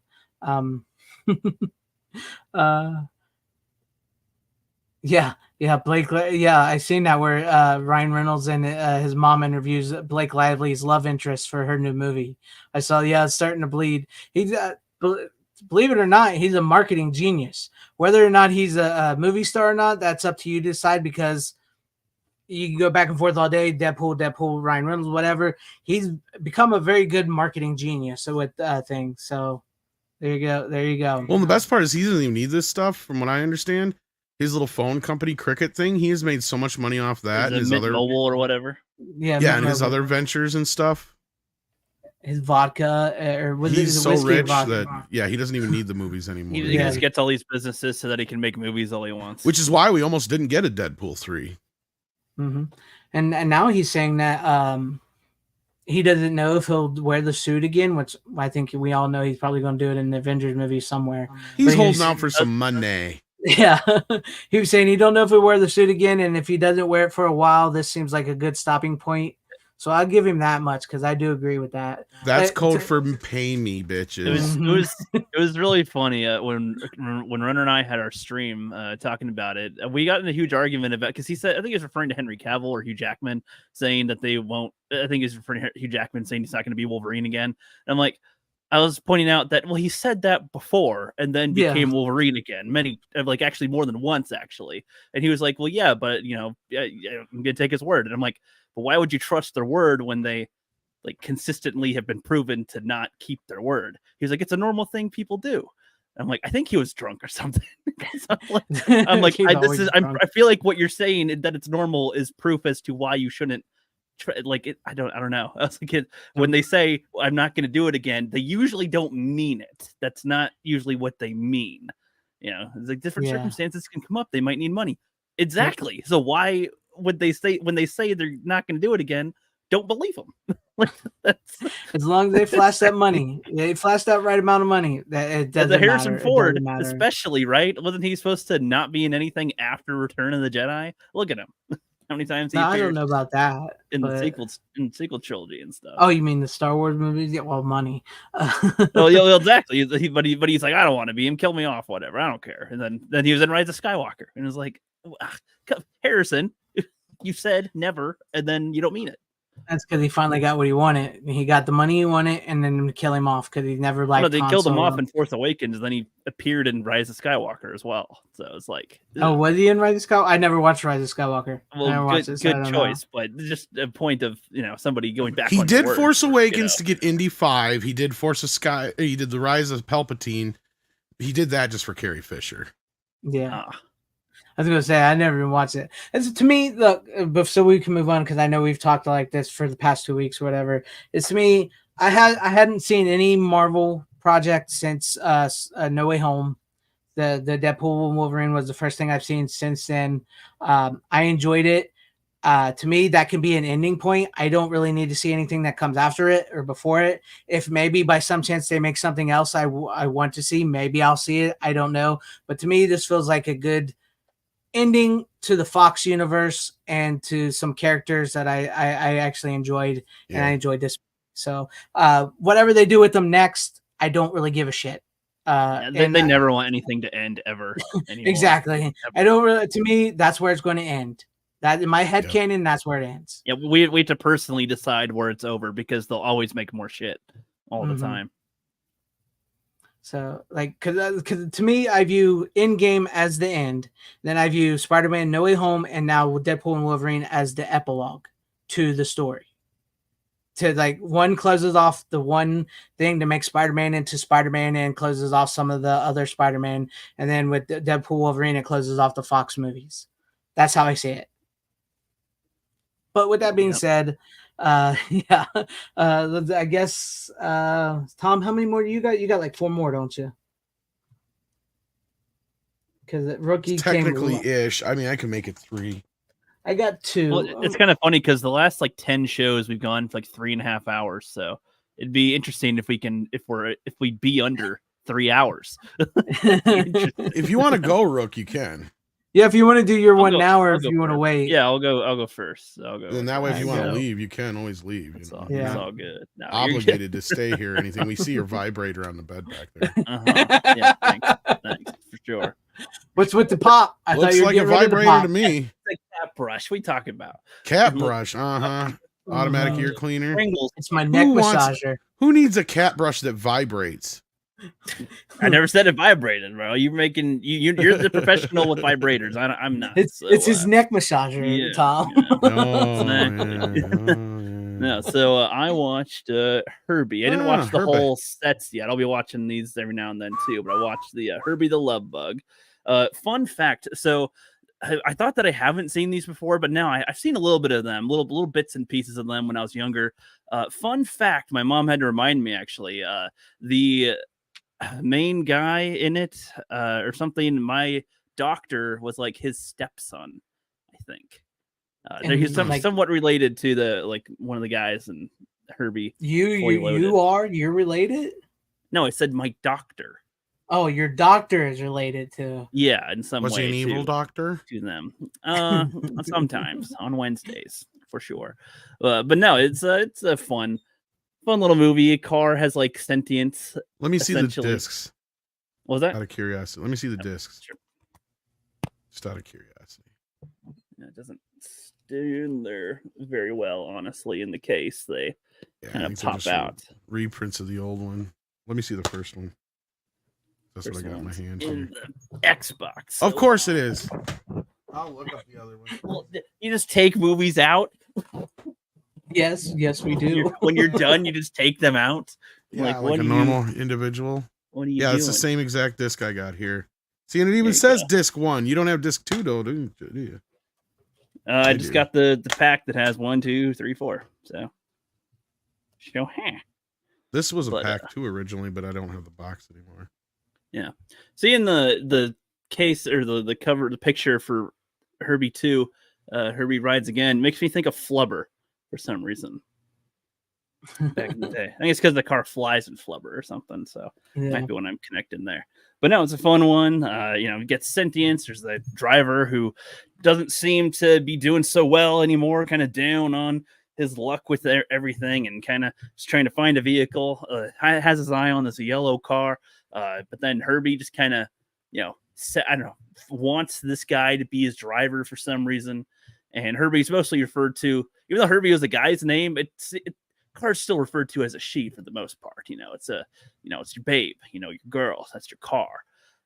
And this car just is like, all right, trying to be owned by him, I guess, to drive, help him race. For some reason, with the car having sentience, it can, go faster and do different moves than what he would do. So his skills as a racer is actually kind of in question because he does really well with this Volkswagen Bug.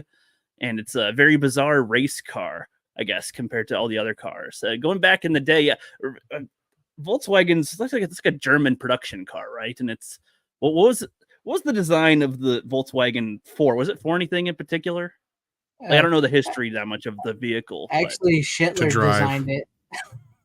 Yeah, I know. I heard. Yeah, I said German. Yeah, you know what I mean there. But either on the war front to drive on the war front. It's a tankish shape, sure. But no, like I'm trying to think of its function because you got trucks, you got other vehicles. I don't know. Then why'd they go for that shape for a car, for a vehicle? This little car, and it doesn't seem like they replicate it. They don't replicate aerodynamic. Who knows? Much. Yeah.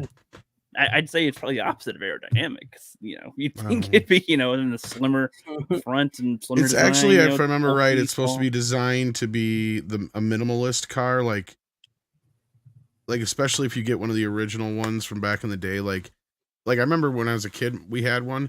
Like the interior doesn't even have any finishing on it. Like they're very minimalist. Like today's little cars that you can practically kick over. But that just in the design and the production, like they don't put any extras into it. Like you're lucky you got a floor. Mm-hmm. I got you. It's not designed for comfort and luxury, or anything, or even casual. And the engine's in the back, right? It's a unique function, for sure. And that's also supposed to make it more efficient. Okay. Yeah, no, I like it. It becomes a wacky races kind of thing toward the end. And who'd have thunk all these years later they'd be the most popular car with like young women between the ages of 20 and 30. I know, right? Well, and like the only vehicle associated with like a road trip game, slug bug, no tag backs, bitch. Punch buggy. Well, this was one of my kids' favorite movies growing up. So as you see here, I have a couple different copies of these. Got a couple too. Cool. Like this came in a box set initially, but my kid destroyed the box. But this actually has a second disc, and I mean it is chock full of special features. Oh wow! Which they never carried over again. Like you've got, like a bunch of different featurettes, a thing from 1969 studio album, production gallery, behind the scenes promo, all kinds of stuff, deleted scenes. Just tons and tons of shit on here. Now the rest of the movies don't have much new on them, but yeah. And then of course it's weird because on the Blu-ray, even though it's listed as the 45th anniversary, there's nothing for special features on it. They're literally just the movie carried over onto disc. Where even the last two, they were so lazy they didn't even give them slip covers. So yeah. Crazy. Yeah, no, I like the story. He's even it's driving this wacky car, and they're all thinking that he's the one doing it, and then it goes for the ride with the chick, and she's like, driving me, Pippi. No problems with my car with it, and then the car pulls them up to a diner. She wanted to go to dinner with the guy from Mary Poppins. It's in there. I don't know. I don't know the actor's name. So Van Dyke? No, the mustache feller. I don't know. I don't remember his name. Mr. Banks. Oh yeah, Mr.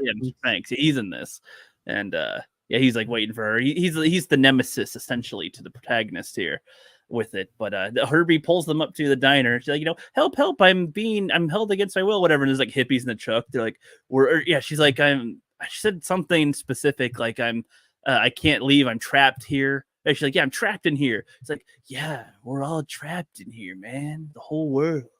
It's just like, okay. She's literally just like, okay, whatever. I guess I'll have some burgers. Like, it's just kind of a funny little moments. And I don't think they ever explained Herby's sentience in any of the movies. I don't think so. I don't think I do actually have the. I forgot I have the Lindsay Lohan one. Is that the Herby fully loaded? Yeah, that's over in my box of when I bought a bunch of when Disney Movie Club was going out of stock. That's the one where Bruce Campbell's in it? No, it's funny you mention No. that. That's the only Herby movie besides the TV show that has not been released, and they still haven't. Yeah, it's only been released on VHS. I think you can view it on YouTube. But yes, little did they. I'm sure the rookie didn't know this, but Bruce Campbell starred in a made-for-television sequel to the original Love Bug. Oh, It was a rebootquel, let's say, because he plays the son of the character from the first movie. Okay, if I remember correctly. Yeah, that's the one I remember the most because I haven't seen most of these in freaking years, so I can't really remember most of them. But I've seen the originals. I've never seen a fully loaded though with Lindsay Lohan. I've never seen that one. I don't remember that one being It's horrible, all right. My but kid likes it a lot. Yeah, I mean it's Lindsay Lohan, man. Right. Well, no, just because it's the most modern and the Herbie has the most tricked out stuff. No, I got you. See, he loves it because of Herbie, the car business. Yeah. I don't remember it being horrible. I remember to me that was like alongside one of these when I was a kid, though. But I'd have to rewatch that to give my actual opinion on it. I don't know. It could be different, but no, I like the style. I like the humor. I like the car. Herbie tries to commit suicide at one point in the thing when he's feeling being alive and finding out you're a car. When the thing, well, no, he when the guy was about to sell him off to the bad guy, essentially, and then he's like, no, I do believe it's Herbie now. There's something this special with the car, I'm gonna keep it. And then his fat mechanic friend's like, well, that ain't up to you. Herbie don't like you no more. You gotta, he's like, oh, well, you gotta find him. He's like, no, you got it. That's up to you. Yeah, that's up to you and Herbie. It's like, okay. So he goes around finding, then the car's trying to jump off a bridge and trying to kill himself. I go down with them, mother. That's some crazy shit. I'm like, whoa, all right. And then when he puts himself on the line there too, off the bridge, then Herbie's I don't know, saves him too, and then they have to. I think it gets impounded because they crossed the bridge without paying a toll, and then they had some Asian guy buy it, and that's how they get into the wacky race, essentially. With the other guy, I say wacky race because I just South Park was my reference to that, and that's perfectly describes what they do. Essentially, have little gizmos and gadgets to race along this long road. But yeah, good movie. I need that one right there. I think it also got a clamshell release. That's nice. Nice. How many movies? For some reason, I remember the clamshell. Technically 6 altogether, if you count this. With the Bruce Campbell one? Yeah. Mm-hmm. Okay. And then there's the TV show as well. See, now, Duck Nation, then it wasn't fully loaded. Now, was it? No, it was completely unloaded. That's the humor. If I remember that when that happened. They did CGI favorites and stuff and shrinker boobs. Yeah. Yes. But now I was saying it's the kind of movie where I think it's good that they don't explain why exactly Herbie is how he is as the car, but I like that it's give an object sentience and you can feel for a car, there you go. I like that sort of concept. Yeah. Make it do little things, and I guess Volkswagens are. I guess that out of all cars that I can think of the time, I mean, there's probably ones that would match too, but I mean, that almost appears like it has an expression, right? Like the way it's kind of designed, just where the lights are, where the bumper is on the front and stuff, and the shape going down, where the windshields are, looks almost like a face. So I can see why that's the car they went with for that. It's true. And I'm with Joey here. Enough of the DNR and enough of the DBR. All right. Quit sparing the movie and quit reducing the boobs. No, but I do like the Herbie Lunchbug, Herbie the Love Bug movies. They are good. I haven't seen them in many, many years. I do remember the Bruce Campbell one because I was a huge Bruce Campbell fan. I just never remember the actual names of the movies. I know I call them all Herbie, but I forgot. Yeah, Herbie Fully Loaded is Herbie Rides Again. Herbie Goes to Monte Carlo. Herbie Goes Bananas. Herbie Fully Loaded. Yeah. My favorite one as a kid was Herbie Goes Bananas because it had the kid in it. I remember the one with Don Knotts too because I always liked Don Knotts. I think he's hilarious. Yeah, that's the third one. Yeah. Yeah. I mean, they're all right. The second one's probably the least of the bunch, if anything. Because that's got the guy who plays Vern on Mama's Family. Is that this one? Herbie Goes Bananas? Because he said no, Herbie Goes Bananas is. I don't know. It may be the worst one objectively, but growing up, it was my favorite one because it was the one that was always on television, and it has a little kid in it. Yeah, Brent, I only watched the one this time. I'll be watching these. Oh, he's only watched one of them. I only had time to watch one movie. I know he does this every time. I pulled the cinema in. I pulled, but I can't say shit. Sorry, because I also have a set later on where I only watched one out of it. So I've been making more content lately, and I was spending more time editing videos and stuff. And then I was like, I only watched like one movie to focus on. I put on a couple things. I do it all the time. I know, but like if I'm trying to focus on a movie, I got to focus on a movie. You know, if I'm not. I watch kids. I take care of the kids. I do my job. I make videos. I do interviews. Yeah, he probably works more than any of us. I can't say shit. And I got 3 movies watched. 3. Yeah, but you guys try much harder than I do to watch movies. No, you know what it is? I avoid trying to watch anything new. Me too. Well, okay. Well, then that's okay. And I don't sleep like a normal human being. So, that's the other thing. That's actually a good point because everything I'm trying to watch is usually something new to me or something I haven't seen in years. Fuck all this new garbage. Anything made after 2012 can suck a dick. I said new to me. New to me. Old things are new to me. No, I get what you're saying, Rook, and that's fine. Yeah. I'm talking about I take a lot of shit and flack for not seeing a lot of new stuff. But you know what? My health appreciates it. I'm with you. I don't watch a lot of new stuff myself at all, and maybe it's a detriment to my channel a little bit because some people want to hear the new stuff, but I'm like, no, I'm not a fan of new shit. I'm not. Hey, you like Breaking Bad, my friend? Yeah, but that was before 2012. Yeah, how old is that show now? That show's pretty old now. I guess it started in 2008. It's like somebody asked about Ryan Reynolds being a star. Yeah, I could say he was probably a star, one of the last movie stars. But you got to remember, Van Wilder's like 25 plus years old now. Yeah, that's what I was just saying. It's like 20. When I think 20 years ago, it's I almost think as old as Rookie. No, it is kind of funny. Breaking Bad, I just saw that recently too, and so I'm like, it's not that. Yeah, it's not that old, right? It was more of a modern movie or show. It's like, oh no, yeah, that was 2008. I think was when it aired first season. A long time ago. Ended around 2011, 2012. Yeah, okay, that's a little over 10 years ago from now. So, yeah, okay, that could be considered older. To be straight honest with you, the most new stuff I watch is I get sent stuff from Full Moon. I get to see the new Full Moon stuff. I typically get to see a lot of their new stuff first, and some independent films. I know people who make independent films, and I get to see a lot of their. That's literally like the new shit I watch. When you say modern Deadpool stuff. and Wolverine was probably the first new movie I've watched since the last year. When I watched Mission Impossible, the newest Mission Impossible, that was probably the newest thing I watched since then.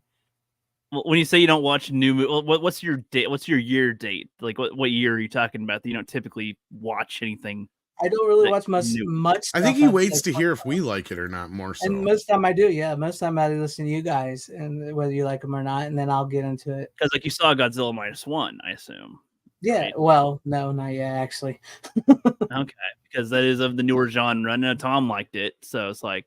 But that's different because that's not like an American movie. That's the reason. -1. Yeah, the reason I don't watch a lot of new stuff is honestly because of the woke message-driven content bullshit. That's why I don't watch it. Yeah, in theaters, unless Andre says I have to go see something, which is even rare anymore. I only go see shit that I want to see, basically. Yeah, me too. Like that's why I've only seen Bad Boys, Horizon, and Deadpool and Wolverine. I think that's all I've seen in theaters this year, isn't it?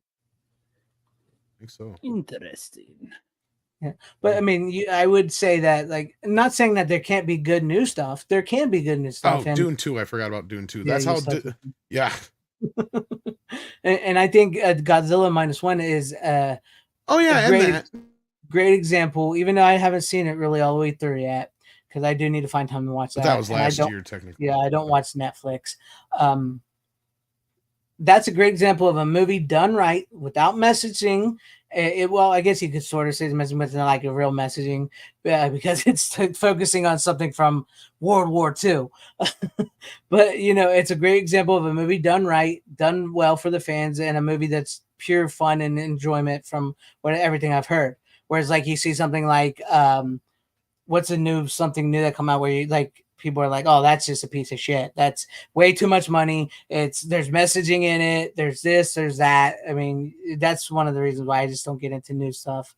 And there's so many great releases coming out. Like, that's why this show exists, because there's so many great old movie releases coming out that I find that are so much better than anything new. Anything new. So that's just how I feel about it. Yeah. And yes, I do know a lot about those independent films that Ryan Reynolds was a part of. I do. I've seen some of them, so I know them. You team up with Nicolas Cage? No, none of those. Some of his earlier stuff was why his career was going down a little bit. That's why they would have been perfect together. Because not that Cage's career is going down, but he was in all those any movie he'd be in, right, for that time. Yeah. Yeah, I remember being super pumped for summer movies back in the day. I remember just like there was this time when you would see the like slate of summer movies. I mean, you would see it on TV, you would buy the magazines. There was something special, about that stuff. And nowadays, I just don't care. That's like I said, I've not seen anything Marvel related since Spider-Man No Way Home till now. And how many movies have they released since then? There's like 5, 6, right? Like yeah, at least. So and plus all the shows, haven't watched any of that shit. It doesn't interest me. I that's just how I roll though. No, same here. I've barely seen Marvel shit too. He's still upset over these new talkies are getting. I know I sound like an old boomer. I really do. Back in my day, things were different. And I used to be with it. I used to be hip and cool. And I broke my hip. In my day, I was younger, and things were different than they are now. I think I've reached that point where it's like back in my day, this shit didn't cost as much. Oh yeah, I've reached that point. And the thing is, I'm not getting into all that, but there's no excuse for it to be this much. It could be easily fixed, but nobody wants to hear that conversation. Anyways, but Herby the Love Bug, great pick there. That's it for you, Rook. So thanks. But still, hey, it was a good one, and I didn't hate it. So good. Right? But then but I thought you had watched all of them, and it was just you watched the first one. No, I mean, I had one pick, man. I thought like with the when I'm doing Friday the 13th and Nightmare on Elm Street and those horror ones, like a lot of these movie sets, I'm not gonna watch the whole set at once. Like, no, it's gonna be all right. Here's one of the movies out of the whole thing I watched. There we go, and then the next one later. Big wuss. Yeah, I can be here until like the 2-hour mark. That's cool. That's what you want to do. That's cool. All right, Tom. Let's see. What do you got, and then we'll go to me. Oh, you want me to go next? Okay. Yeah. Let's do this one. Here's one that's due for 4K. Outlaw Josey Wales. Wasn't that supposed to get a 4K? Didn't I hear something about that? Maybe. I thought I heard something about that. I mean, we're a couple of years from an anniversary yet, but no, this is one of my favorite Clint Eastwood movies. It's a great fucking movie. If you haven't seen this, Rookie, you should. Which one's that one? I saw Clint Eastwood's on there. Josey Wales. No, I don't think I heard of that one. Yeah, it's set during the Civil War. It's the first time he's playing a guy that isn't like a gunslinger or anything like that. He's just a typical farmer. And let's see if I have that in my Clint Eastwood set. It should be if it's Warner Brothers. He lives in the South, so the North is coming through, and they torch his house and kill his family and leave him for dead. Of course, he doesn't die. Mm-hmm. And he vows vengeance joins up with the Southern Army and becomes the legend of Josey Wales. It's a great movie. You should check it out. There's a lot more to it than that. That's just the basic setup. Yeah, I've seen it. I know this one. My dad loves these ones. Well, this is one of his best. Yeah, it's a good one. You got Chief Dan in it. It was great. John Vernon in it. Mm-hmm. Sandra Locke's in it. That's her name. I wanted to say Susan Locke. It's Sandra Locke. And this is the famous movie where they have the rule now where an actor cannot fire a director. Mm-hmm. Because Clint fired Phil Kaufman off the set. And that name is going to come up again here in a few minutes on one of my next picks. Nice. No, but I highly recommend it. We talked about it for like 2 hours the other night, or almost 3 hours probably the other night. So, yeah. I gotcha. Yeah, I pretty much want to see a lot, like most of Clint Eastwood's stuff at some point. I have a box set somewhere around here that has at least like 5 or 6 of his movies. Yeah, I mean, like the thing about this movie is you think from the start he's going to be playing like the man from No Name type of character, which he kind of, like the legend of Josey Wales is that, right? Mm-hmm. But the whole crutch of the movie and what happens is he keeps picking up these ragtag, like members of his troupe. And it just kind of, you got to see the movie. I love talking about it, but it's a movie you can't talk about unless somebody's seen it because you ruin a lot of the elements of the film. Yeah. But the reason it's such a great film is because it actually has a character who's from the South, fought for the South, but he would, if a woke person saw this movie today, they would lose their little minds. How come? Because they couldn't get around the idea that Clint Eastwood's somebody from the South and he's not some racist bigot. What have you? Insert your thing here. And everybody else in the movie is just as controversial or more controversial than Josey Wales is. So yeah. Mm-hmm. Mm-hmm. It's got a very Rambo element to it, but it also has a great sense of humor, a lot of heart. Like the Rambo element is basically when the war is ending, and this sets up like the main chunk of the story. When the war is over, the Confederate armies turning themselves in, and John Vernon, who, have you ever seen National Lampoon's Animal House? Brooke? No. I was going to say, I know he hasn't. Okay, so the Dean from Animal House, although you've never seen it, so you wouldn't know who the fuck I'm talking about.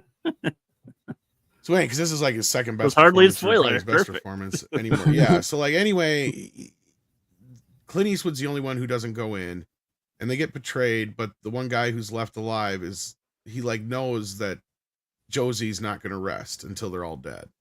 So it's kind of like this cat and mouse. They're trying to track him down because he's basically a fugitive, you know, now because he refused to turn himself over to the North. Yep. Cute. Yeah, it's actually, I mean, I know Tom's talked about it a lot already, so I could tell because they talked about it on Toxic Tuesday.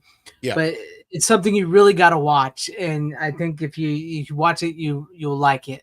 It's a good film school movie too, because Josey is an interesting character. He's a gray character, and the way that Clint shot the movie is so interesting because whenever he's the legend of Josey Wales, he's usually in the shadows or his face is covered, and he's like that ominous man with no name presence. But the moment he's Josey Wales, the individual, the human, he's always in the bright lights. You can see his face, or he gets to the point where he even takes his hat off finally near the end.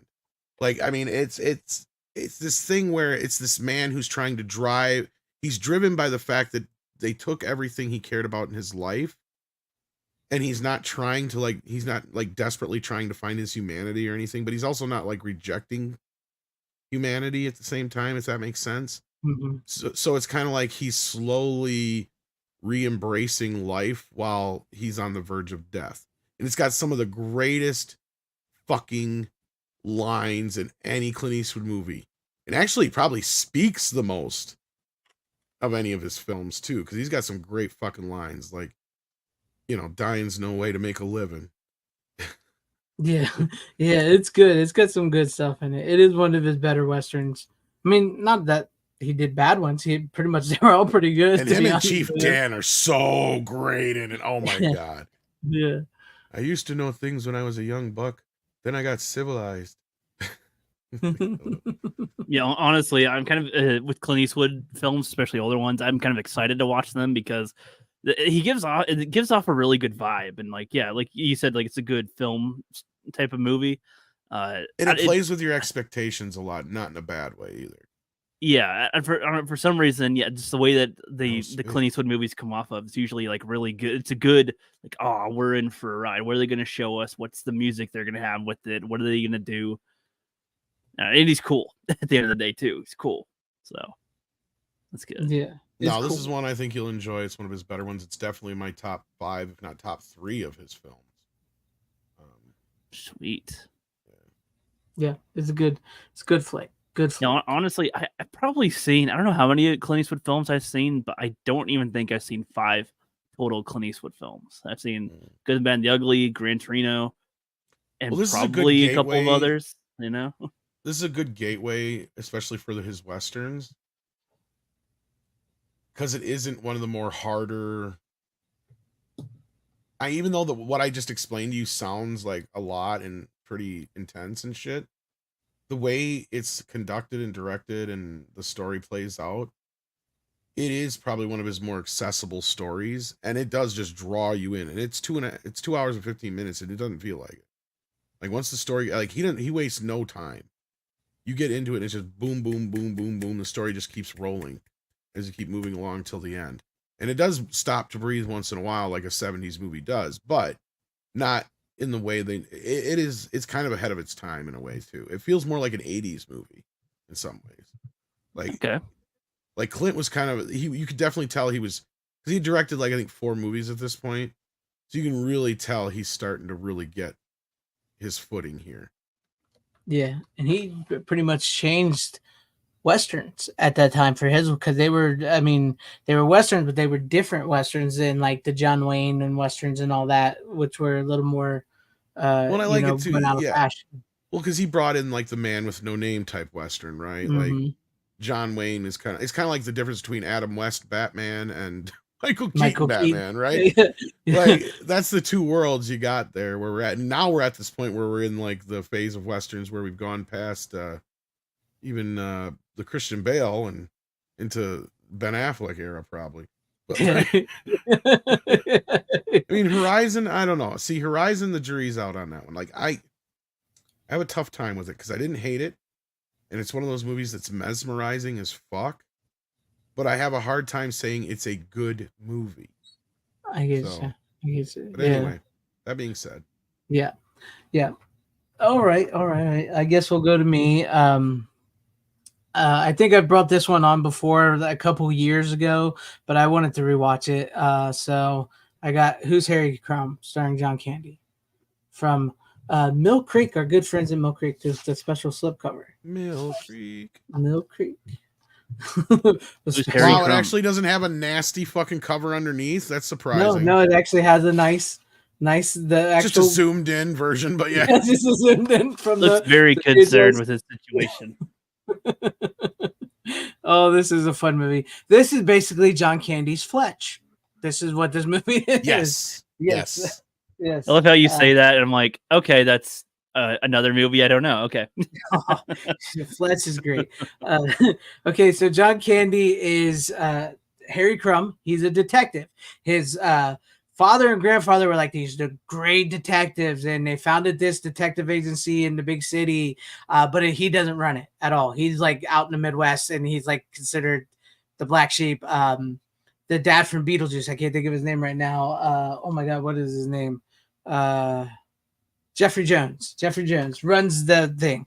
All right, so this rich girl gets kidnapped at her mud bath, and her dad goes to the agency to get her back. And then the guy's like, oh, we can't really find anybody. Everybody's on. But, our founder's son, who's out in the Midwest, he's the greatest detective who ever lived. Let's get him. I'll bring him in and he'll find your daughter. In reality, he is actually a really good detective, but he's also very bumbling and clumsy and doesn't know what he's doing. He's John Candy. It's great. Right. It's pretty much right off the bat. It tells you right off the bat the movie without giving too much spoilers. The guy running the detective, did you see Jeffrey Jones is the one who kidnapped the girl. you know. So it's like a Columbo episode. If you know what Columbo is, they tell you right up front who did it and how it was done. And then John Candy comes in and solves it in a very funny, comedic way. It's got a great cast. It's got Annie Potts from Ghostbusters. It's got Shawnee Smith from The Blob, from Summer School, from the Saw movies as the girl's sister who helps John Candy. It's got Tim from Snatchers. What is his name? I know his name, and Tim Thomerson.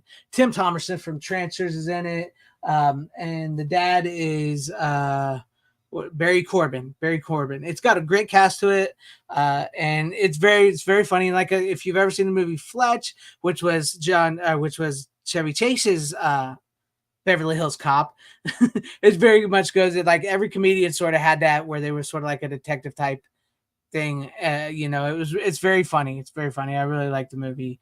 Yeah, so that's really all I can explain it to you. I just explained it to you in every way. Yeah, very much is a carbon copy of Fletch, but it's fun just because of John Candy. Yeah, he makes it.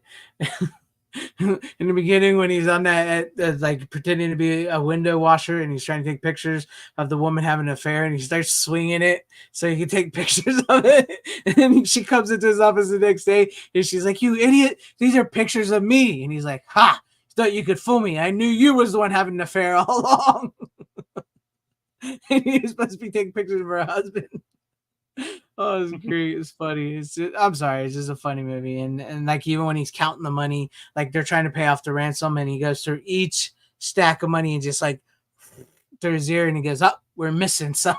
Yeah. This one's one short or whatever. Yeah, this one's one short. Yeah, he goes through the whole stack. Oh, it's great. It's a fun movie. I do recommend it. And I'm surprised Mill Creek actually did a decent one on this. I don't think there's any special features whatsoever, except maybe the trailer, if I remember. Yeah, but it's not a bad transfer. It's Mill Creek. You know what you're getting. So it looks good. It's fun, and it's a good fun John Candy movie. There you go. I don't know what else to say about it. So there you go. Yeah. Nice. Yeah. Yeah. Yeah. Cool.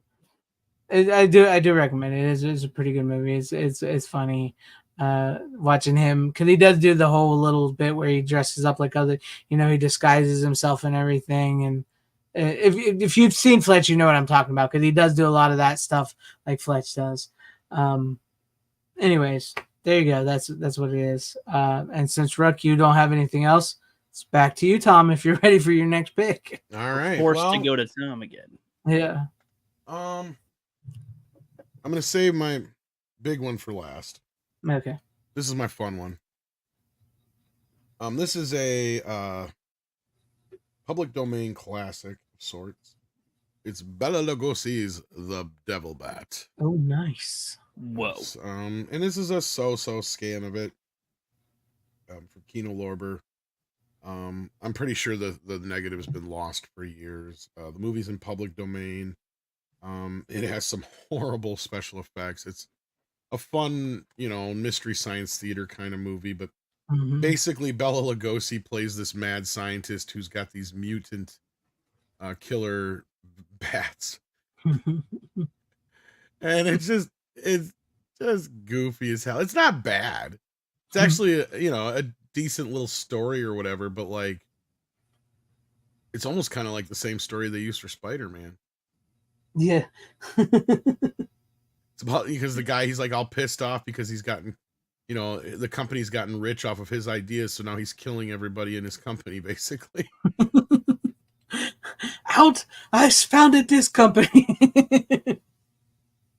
What do you mean back to formula, you fucker? What do you mean? I love those good old movies like that. Actually, I don't think I've seen Devil Bat. Maybe I have. I don't know if I have or haven't. It's on the public internet archive and all that stuff. I don't know what kind of shape it's in as far as what version. It's the same guy that plays Dracula in the one I watched, right? Yes. I do have a big, speaking of Mill Creek, I do have a Mill Creek set of a bunch of old horror flicks like that. I wonder if it's on there. I'll have to check that out. It's a DVD set. It's got like 20 movies on it. I'm looking at it now. 20 movies on it. So I have to check see if the Bat's on there. I wonder if it's on there. You said Kino put that one out. Yeah, it's not the greatest. It's like I said, it's from a 35 millimeter print from somebody's personal archive. Nice. Not much for special features, just some commentaries and such.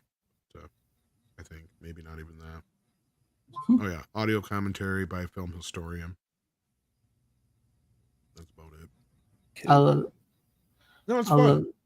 I love those type of movies. I could watch those movies all the time. I grew up watching like old black and white movies like that. I like Svengoolie. Well, I watch Svengoolie now because he shows movies like that. But I grew up watching like Saturdays and stuff like that. That was good stuff. That's just good stuff. I hope not. I don't think they colorized it, Joey.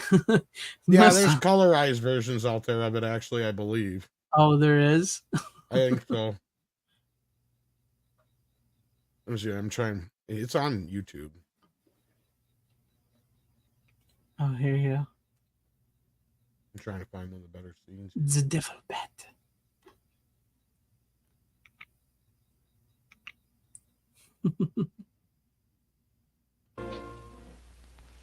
The Devil Bat tried to get through that window. If she's suffering from fright, I give her a sedative.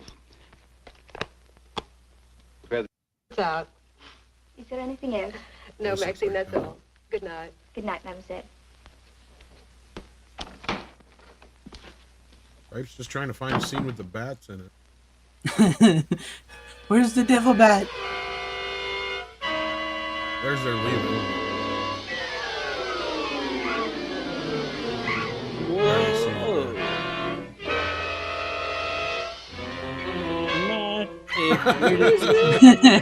I love it.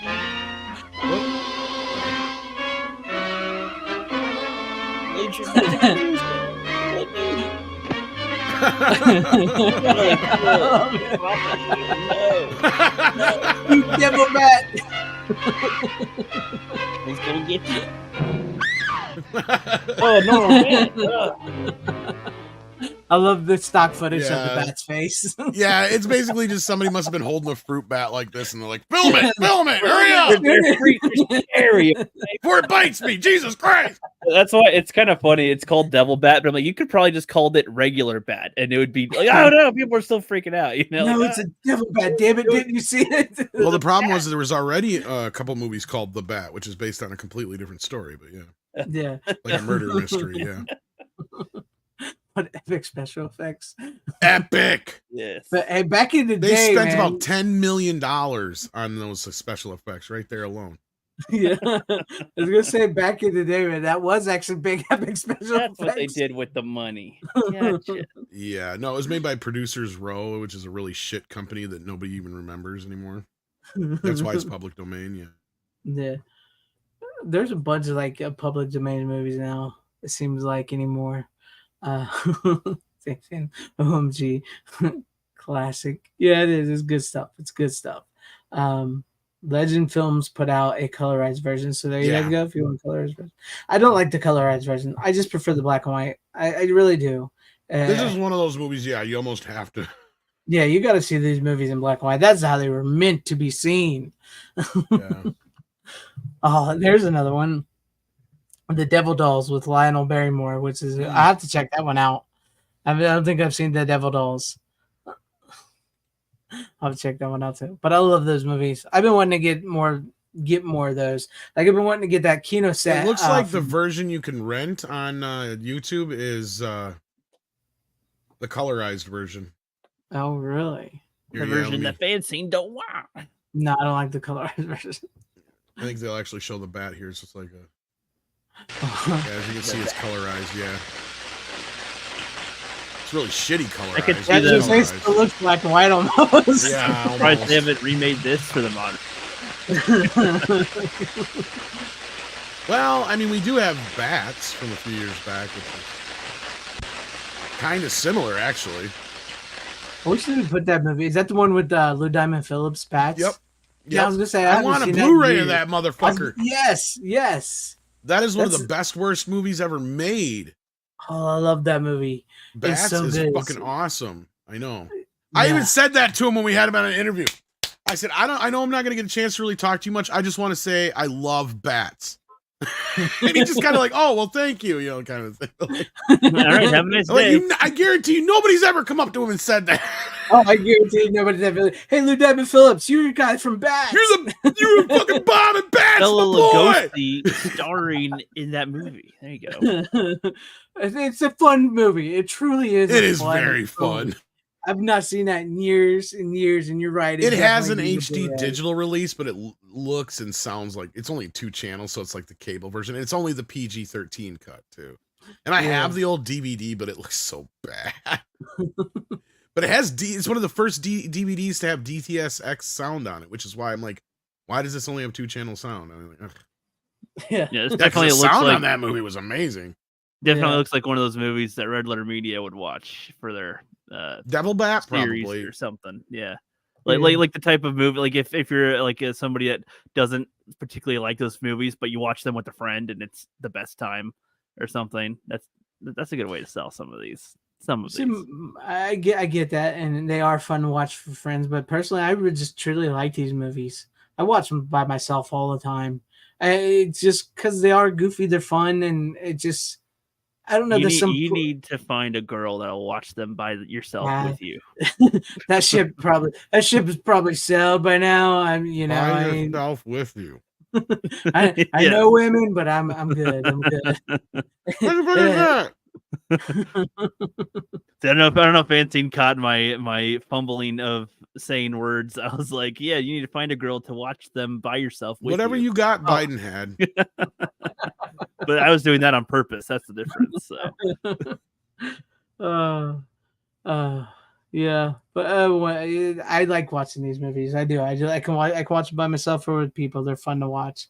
I just like them.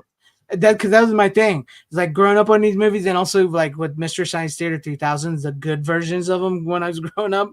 I got to the point where I was like, I wanted to just watch the movies they were watching without them talking over it. All right, you're like, no commentary, please. No. I mean, I mean, it's fun to watch them, and I love the jokes they make. They're hilarious. I love Mystery Science Theater 3000, but at the time, I was like, I got to the point where I was like, I just want to watch these movies now.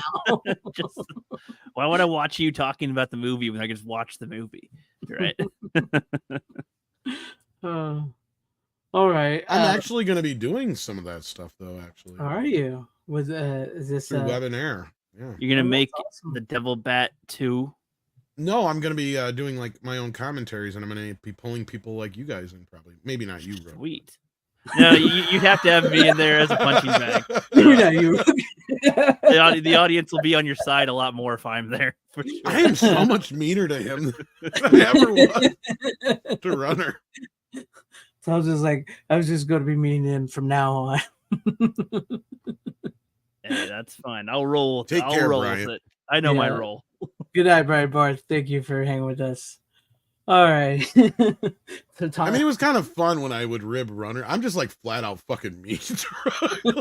Honestly, I don't even see it as you ripping. I'm so mean. I feel like, bad after a while. Like I'm like, damn, well, I'm kind of being really. Well, no, mean. it's like I'm like, no, that's Tom. Sometimes he'll just say something and then he'll say something. Okay, that's Tom. Whatever. That's cool. You know, I usually don't mean that shit. It's just a joke. I mean, some people have taken it real personal. It's like, dude, I'm just fucking. No, it'd be really hard to like hurt my feelings. That'd be really hard. So we're good. Maybe that's why I give you so much shit. Because Runner's the same way, because I know he can just roll with it, and then he'll throw one at me. He'll throw me a curveball once in a while. Yeah. Which I got to give him credit for. But yeah. Yeah. Very good. But yeah, that's just us saying we miss Runner right now. Just so I know all the time. Yeah, I know. I do what I can to fill the void. I know it's not the same. No, Runner would have showed up with like 8 movies. All Zack Snyder movies, so he could talk about Rebel Moon. I want him to go more in depth with the movies he brings on, but he usually doesn't say that much about them. It's like no more. He's gotten better now that he's in film school because he actually understands more about what he's talking about. I think. Yeah. Okay, that's good. Yeah, because I want to hear more of his. Like, especially, that he's in film school. What is his refreshed, refined film take? Yes. Yes, he did. He needs to bring on Whiplash again. Oh, Gunnar has slowly kind of became that boy that, you know, I mean, I love my kid, don't get me wrong, but he's like the absolute opposite of me in so many ways. Like Runner is that kid that is going off on and doing the thing that, you know, the dad who wants his son to be a doctor because he was a doctor and his dad was a doctor. Yeah. He's like, nah, I don't really feel like it. I'll go do film. He's going to do film like you, like, because you would have like filmed it. I never made it, but yeah. Yeah. I'm rooting for him. There's still time. Me and you can Rook, and we could all still make movies and stuff. There's still time that you could watch when you're up all night. I'm waiting. You know, there's some pitches going on to networks because they're at pitch I was trying to get Charlie. I will write you a whole fucking series of fucking Puppet Master movies. I got ideas.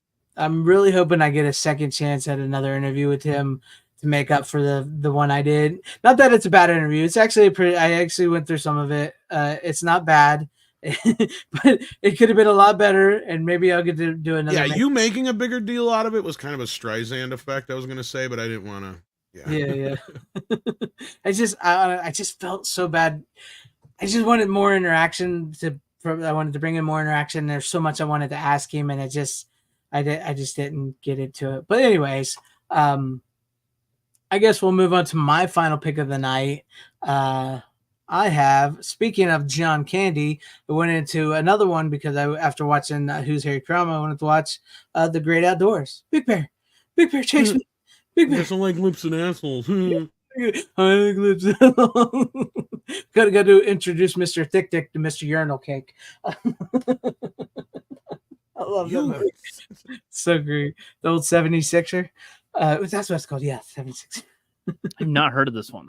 Oh, you've never heard of The Great Outdoors? Oh my God. I don't think I've ever heard anybody bring this. Has one of the best bat scenes in any movie. Yes, it does. Well, we've had fun, but we all need some sleep. I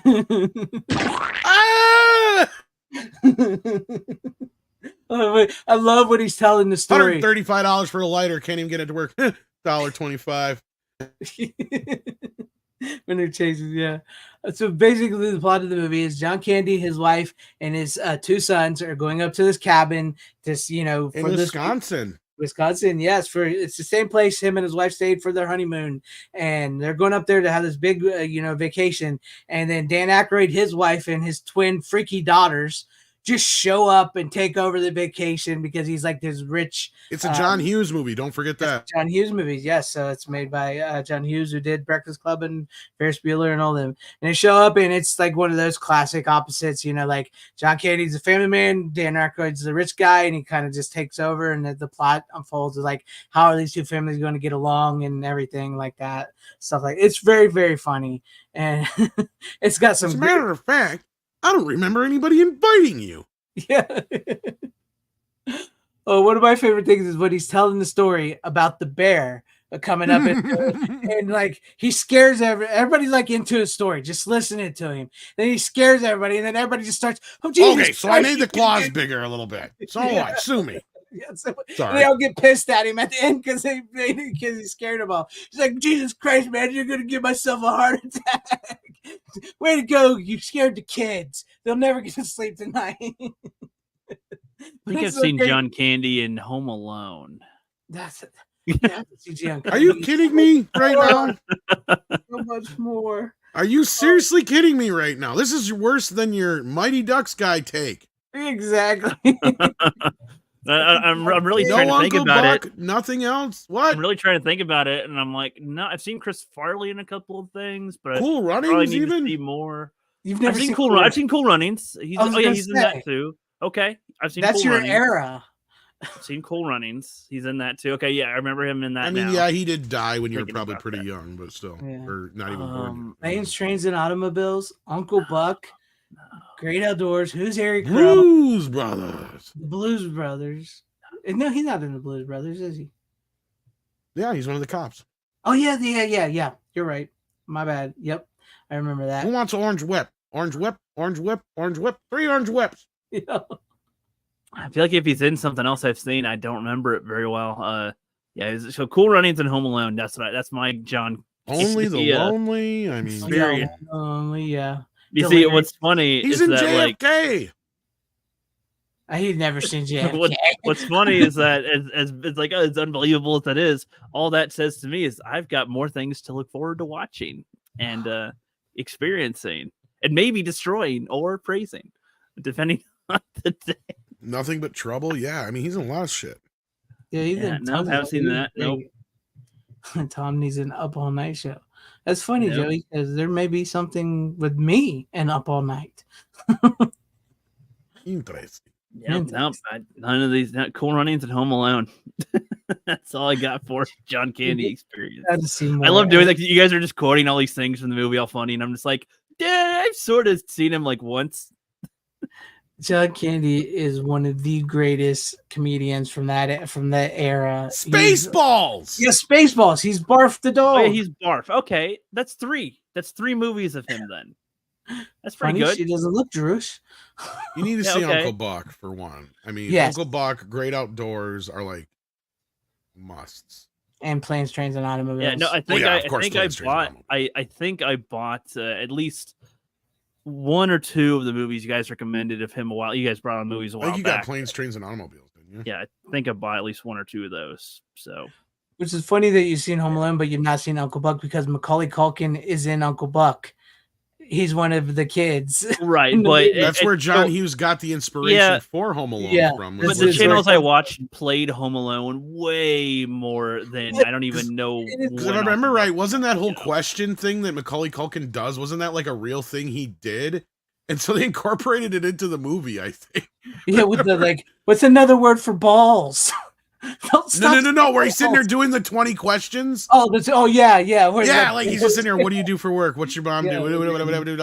Like all that. I guess that's something Macaulay Culkin did, like on like the interview or some shit like that. If I remember from an interview with like John Hughes, and John was just like, he's like, we got to put this kid in the movie. And not only that, he like got this inspiration from him to do like there was never a second choice for Kevin McAllister. Yeah, that movie was written for him. It was great. I was, I actually, matter of fact, I just watched Uncle Buck a little bit on TV the other day. That's why I was watching it. And I remember you should see the toast. I can't even get it through the door. Oh man, that giant freaking pancake he makes in Uncle Buck. That was great. The Great Outdoors is a great movie. It's a fun 80s flick about these families and they compete, and the bear chases them. It's the bald-headed bear, and then the bat when they're trying to get the bat out of the cabin. Don't forget the raccoons. Yes, and the raccoon keeps tearing out the garbage every night. And they have the little you get to see what they say as they talk to each other. They have subtitles for what the raccoons are saying to each other. Even they make the joke. You know what hot dogs are made out of? Lips and assholes. It's great. It's a great movie. But yeah, I love that movie. It is such a good movie. It's like I had to watch it after I watched Who's Harry Crumb. It's so good, and plus some of my mom's favorites too. Yeah, so it's one of like we watched it. Matter of fact, we watched it. One year we stayed in a cabin up in Tennessee, and we watched it and had a fucking blast with it. Because we watched after you do all this stuff throughout the day, you settle down. It's night. You're watching that, and it was perfect. It's great. Great Outdoors. Twins. Yeah, the twins are so great. Great Outdoors opened June 27th, 1998. They graduated junior high. Wow. What? You still haven't seen it, but he chose Red Heat over with Arnold. Go figure. Yeah. In other words, he's saying, I stand by my choice. I stand by my choice. Yeah, that creepy twins are great. It's like, hon, how come what's his name's kids look at him like he's a hero, and my kids look at me like I'm whatever weird or whatever, and they're just sitting there staring at him while he's clipping his nose hairs. They're like the freaky girls from The Shining. They even like replicate that scene in the movie. So from the wedding? No, just kidding. I was gonna say, I bet you've never even seen The Shining. I have The Shining as well, but I haven't seen it yet. On my I have a long list of things. See, no, I love this. No, I love this because I like, again, I've seen like a good 100 or so movies since I've been on here. But they're all like Netflix movies that nobody else watched. No, like I've gone through a lot of the classics. I'll one of these weeks when I get to my 1 year, I'll go through ones that I brought on here or watched that are the classics that are ones that you guys like. Seen a shit ton, but the list is still so vast. So and it adds more all the time. Those 30 horror movies weren't on there. There's been quite a few that haven't been on there that are like, oh, I gotta add that too now. Okay, gotta add that too now. Oh, okay, add that too now. All right, another one. Like, yep. So it's good. We'll make you a movie lover yet. As long as you don't piss off the audience anymore with your takes on certain movies. Can't promise that. I don't know. Chet was his name. I'm sorry, I just remember their names. Chet. All right, well, that was it for me. That was my last movie I had for the night. I would have had, honestly, I probably would have had more, but some of the stuff I ordered didn't come in on time, so I didn't get them watched because I ordered a couple things that I really wanted to see. But Tom, we're ready. Back to you if you're good to go. I don't know if this is your last one or I can make them all together into a last one because they're all kind of in the same vein, I guess. Okay, then I'll stick around till the end. Then that's cool. All right. So what I did is, since I watched the original Invasion of Body Snatchers last week, I watched the remake from 1970. What is it? 8. And of course, I have the old Shout Factory, and I didn't open it until now. I wasn't gonna open it. I was just gonna sell it, but then I realized there's a couple of features on here that didn't get to carry their over here. But one of them is like a television episode of a show, so it's kind of a. Yeah. Did you see the Arrow 4K one? This? Yeah. No, what's the difference? I don't know. That's what I asked you because I know Arrow. It's a UK version now. It's 4K, so I don't know if there's any special features on that. That's first I heard about it. Yeah, I don't know. I didn't even really get into the special features. Unfortunately, I got a chance to watch the movie, and of course, it's great. Really well done update of the classic film. An amazing cast, directed by Philip Kaufman, of course, the guy who was fired from Josey Wales. And the 4K here looks really good. I mean, actually, this is not the worst looking one either. This is from the Inner Positive, but it still looks pretty good. But no, this was actually a pretty impressive 4K. And it's another MGM Amazon one, so I don't know why Shout has fucking problems. No, it's a good film, and yeah, I really like it. As far as an update goes, like I said at the time, I mean, you could kind of tell they were trying to shift a little bit of the focus from, the communist point of view to like, almost felt like some of this movie, I was trying to figure out what the main kind of point they were trying to make, because part of it is also clearly about, through the Leonard Nimoy character, they make the therapy or the psychologist part a bigger deal of this version compared to the first one, right? Like, because at this time when this movie came out, shrinks were like the rage, right? So I feel like they're kind of leaning into that a little bit, and that's what kind of makes that one even more scarier, is how these guys can have all this power to get inside your head, almost literally, kind of thing. But and then I watched the 1990. It's hard to call it a remake because it almost feels like a sequel to the other film, but not. Like it could exist. The same producers of the. It is, and I mean, because it is kind of like a completely different story on its own, right? It's set on a military base, and I pulled a rookie. I didn't actually watch all the rest of these movies. Watch I just every watched Body single Snatchers. one. I thought about it, but I'm like, nah, I just want to watch Body Snatchers. But it's actually really good. It's actually pretty good. I think there's a longer version that the director made that they never got to put out there, but I'd love to see it if it's true. Because you can tell this movie's kind of been just chopped to shit by the, I guess the studio Warner Brothers come in and chopped it up pretty good. But didn't they put out a single disc of this with maybe a little more extra footage on it? Not that I know of. I had the single disc version. I ordered it because I forgot I had this, and they're the same exact thing. Oh, the same one. Okay. Yeah, all they did was just put them all together here. Because they're all, I think, Warner Archive. Yeah, they're all Warner Archive releases. I mean, as far as it looks, it's clearly from like the Inner Positive, I think. maybe the negative. I'm not 100% sure. It looks more like an inner positive, but it looks good. Sounds decent. I think there's only a 5.1 mix and no 2.0 mix on it though, which is something Warner Brothers got to quit doing. Put the original soundtrack on there, guys. I'm tired of that. Yes. But no, as far as movies go, it was a lot better than I thought it was going to be compared to. I think Roger Ebert was one of the only critics at the time that liked the movie. Because they even have the guy who directed this one on. Actually, I did watch like one or two of the little featurette things on here. And he's actually on one of them talking about it. Or no, it's on the original one. That's what it is. Because they had all the guys from the remakes on there talking about it. That's right. Or they were talking about the remakes on there. That's what it was. And he was talking about how he had the idea and all that kind of stuff. But then I watched which is basically Full Moon's version of it. Whoa. With Seed People from 1992. It's not too bad actually. This is one of the better Full Moon movies of that era.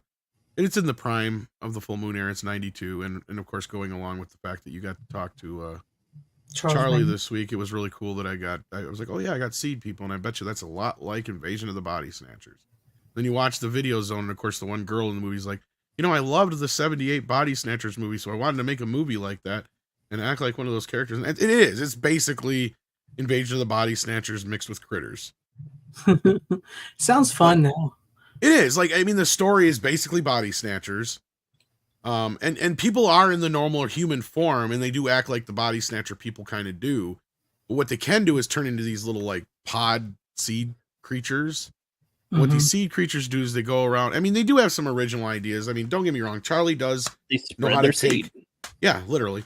Don't get me wrong. Charlie does know how to, quote unquote, rip off an idea and still make it somewhat original and feel fresh. I mean, the acting in this is a little stilted. You know, it's your typical Full Moon type movie, and in that, it's in the better end of the Full Moon features. I can recommend it. Nice. Yeah, it was. I wouldn't say it's necessarily fun per se, but it was watchable. It was, as far as like an also ran kind of like Invasion of the Body Snatchers kind of movie. The only movie I didn't get to watch that I wanted to bring on was Puppet Masters, which of course. Go ahead. I was gonna say, did you see where he said he's planning on doing a Leech Woman movie? Yeah, I did see that. I watched most of your interview with him, at least a good portion of it. Yeah. But yeah. Go ahead. No, that's it. That's all I really had to say. I was going to show you this real quick because it's sold out on Arrow, but I think you can still get it on like maybe Diabolic or Orbit. But this was the Arrow UK 4K version here. So I don't know if the one you got contains any of these special features, but there's a lot here. Looks like some of the same stuff. Yeah, discussing the pod, a panel conversation about the Invasion of the Body Snatchers, writing the pod, an interview with Jack Searbook, author of Stealing Through Time, Revisitors from Outer Space, or how I learned to stop worrying and love the pod, Man Behind the Scream, the sound effects of the pod, Invasion will be televised, the cinematography of the pod, a Maxi I don't know if the panel thing is on here. What was that called again? It's discussing the pod, a panel conversation about Invasion of the Body Snatchers and Invasion Cinema featuring critic Kim Newman and filmmakers Ben Wheatley. That's not on here. That sounds like one of Arrow's original feature things, and they can suck a dick. Yeah, because probably just a bunch of modern critics talking about how gay it is. More than likely, especially since it starts with a woman named Kim Newman, so you know that's Kim Newman. Well, nothing personal, but it's just like, look, I love Arrow. They do some of the best transfers around. But when they add these new special I don't give a shit what some no-name critic fucking thinks about how gay this movie is. I really don't. Don't care. Don't need it wasting space on the disc. I hate those. It's like, we're going to look at this movie through the modern queer lens. And you're like, no. This movie is getting rid of the patriarchy and replacing it with some new values of the modern day. And that's exactly probably what it is about, is how the first movie was about, you know, the warning of communism. And then this movie is going to be about, they're going to probably talk about how it's more of a warning of conservative, to be a conservative. We're going to get rid of your white privilege by force. That's I hate when they get interviews like that and they look back about all these classic movies and they always saying, "Well, this is through this lens and it's actually queer coded or it's coded for this." And see, there's messages like that. They do that with modern movies. The only movie that is actually queer coded and has been admittedly queer coded is Nightmare on Elm Street 2. Yeah. It's so true. Oh. That is the only movie where they admittedly come out and go, yep, we did that on purpose. Yep, we knew what we were doing and we tried to get it under the nose of the studio and the director, and somehow we managed to do that. Yeah.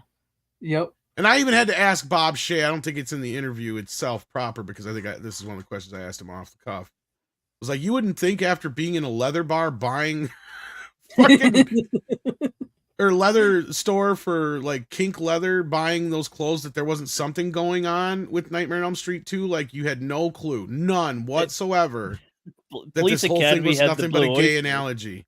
And he's like, no, I had no idea. And the director claims the same thing, but you got the writer and the main actor going, yes, we did it on purpose. There's a reason why it's a Scream Queen male. Like he's still a queen. Yeah. And you even have lines like, you have this beautiful woman out there and she wants your body, but instead you're here sleeping with me. Yeah. Right?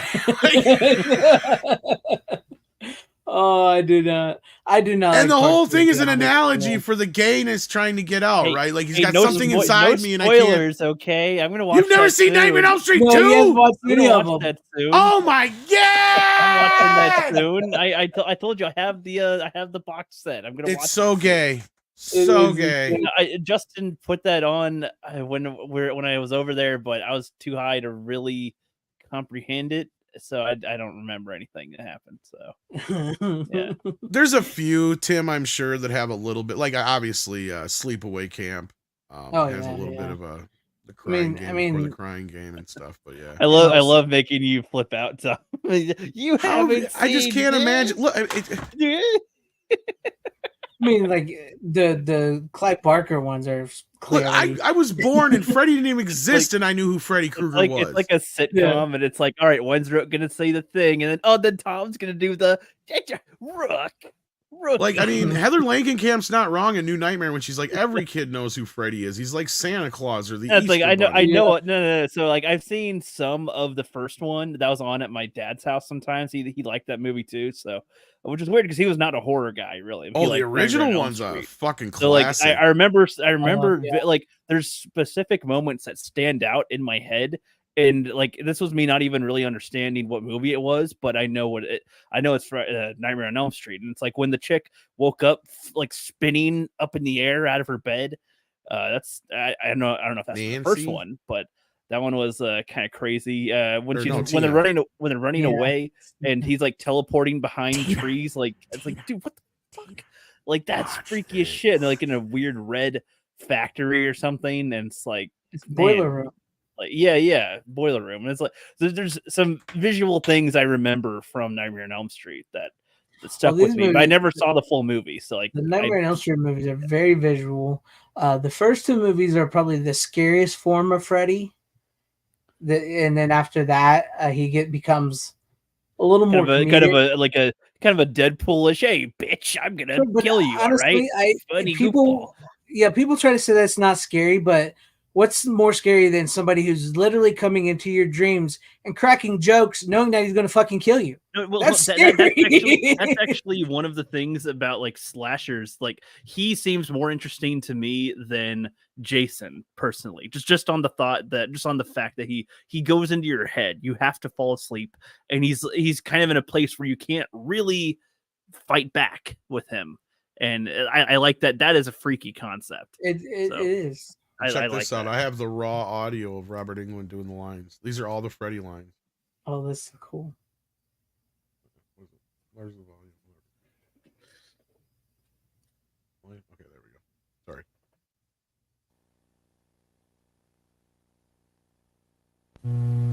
Katja, Nightmare. Fred for reverb. Tina.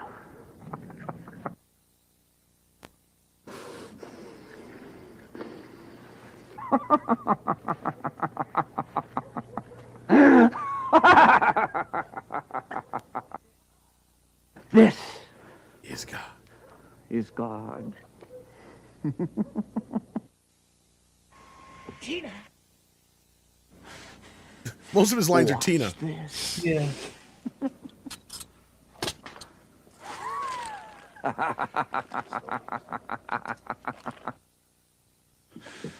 And now you die.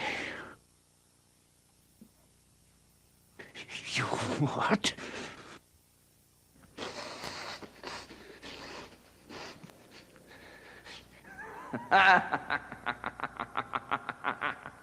And laughing. A lot of laughing. Yeah. That's pretty much it. Yeah. I think I might make watching Nightmare on Elm Street. I'm gonna get you. Fred Miscellaneous. Yeah, and then they just got some random. No. This is God. That's the actual take they use in the movie. Yeah.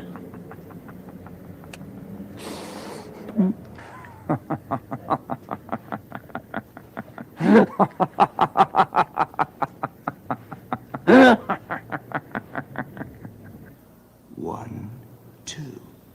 Freddy's coming. They never for used you. this. 3, 4. Better lock your door. 5, 6. Get your crucifix. But I basically have a clean version of him doing the whole rhyme. 8. Gonna That's cool. stay up late. 9, 10. Never sleep again. That's pretty cool. There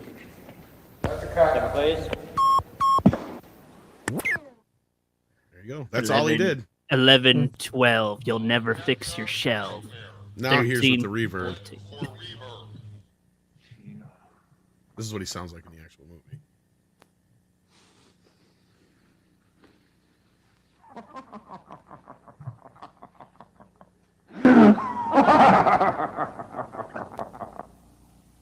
This is God. That's the take they didn't use. Yeah. Watch this.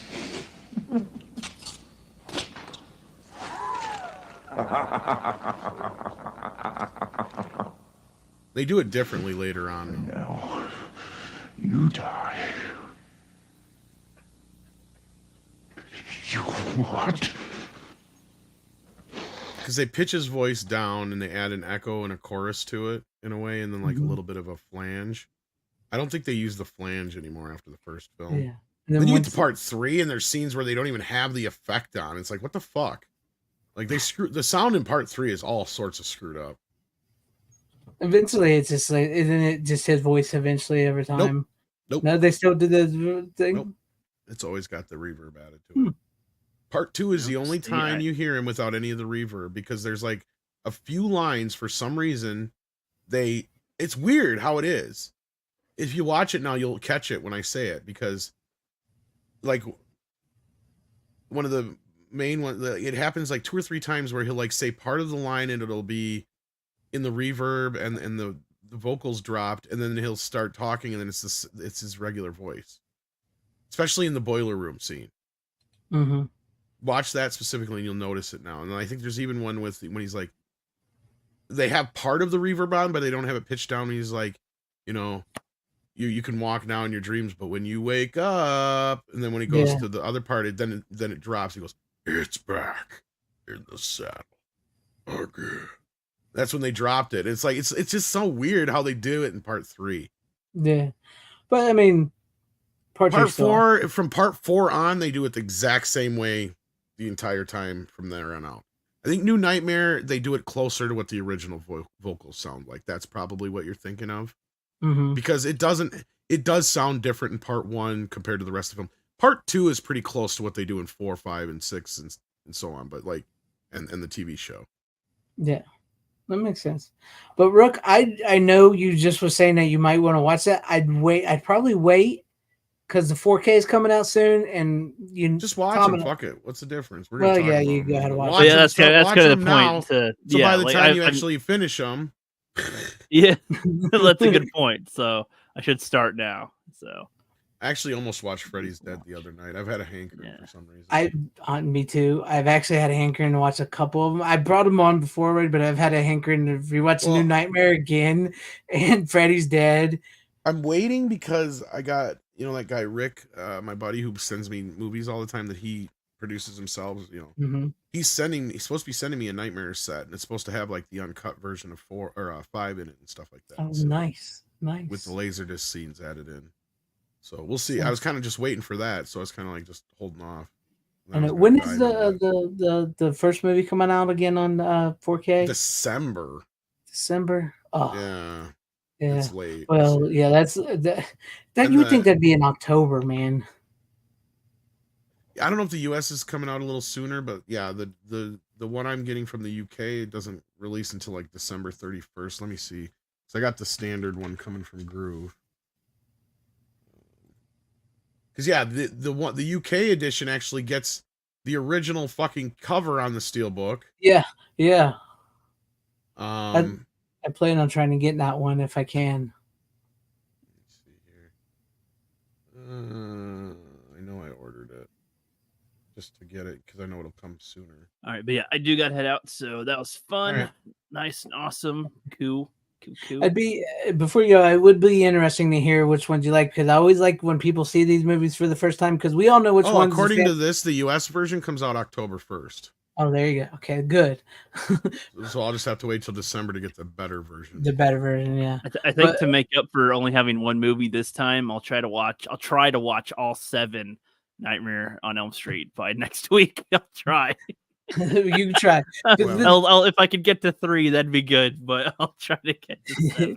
I'd be interested to hear which ones you like and which ones you don't, because we who grew up on this, we all know collectively which ones people consider the fan favorites, which ones people consider the worst ones. So I would like to hear your take, even though your takes are different than most. So that'd be interesting. All right, well, I've already expressed interest in Freddy Krueger as like as one of the main slashers that I find enjoyable. That's still one of the best definitive box sets right there. $109 this bastard was when it first came out. Mm-hmm. I remember driving to Best Buy over an hour away and waiting for the store to open to get it. I was so fucking psyched. This was like, when this came out, I think I came 3 times just on the way home before I even got in the door to open it up and just, oh my God. Cause like, yeah, it is one of the greatest sets that has ever come out on DVD ever. I mean, you had a book. We lost Rook. He's like, fuck you. You had the whole bonus disc there. It was a pain in the ass to navigate. Mm-hmm. You still got the 3D glasses with the Freddy's Dead? I have the original ones now, but yeah, like you do. But yeah.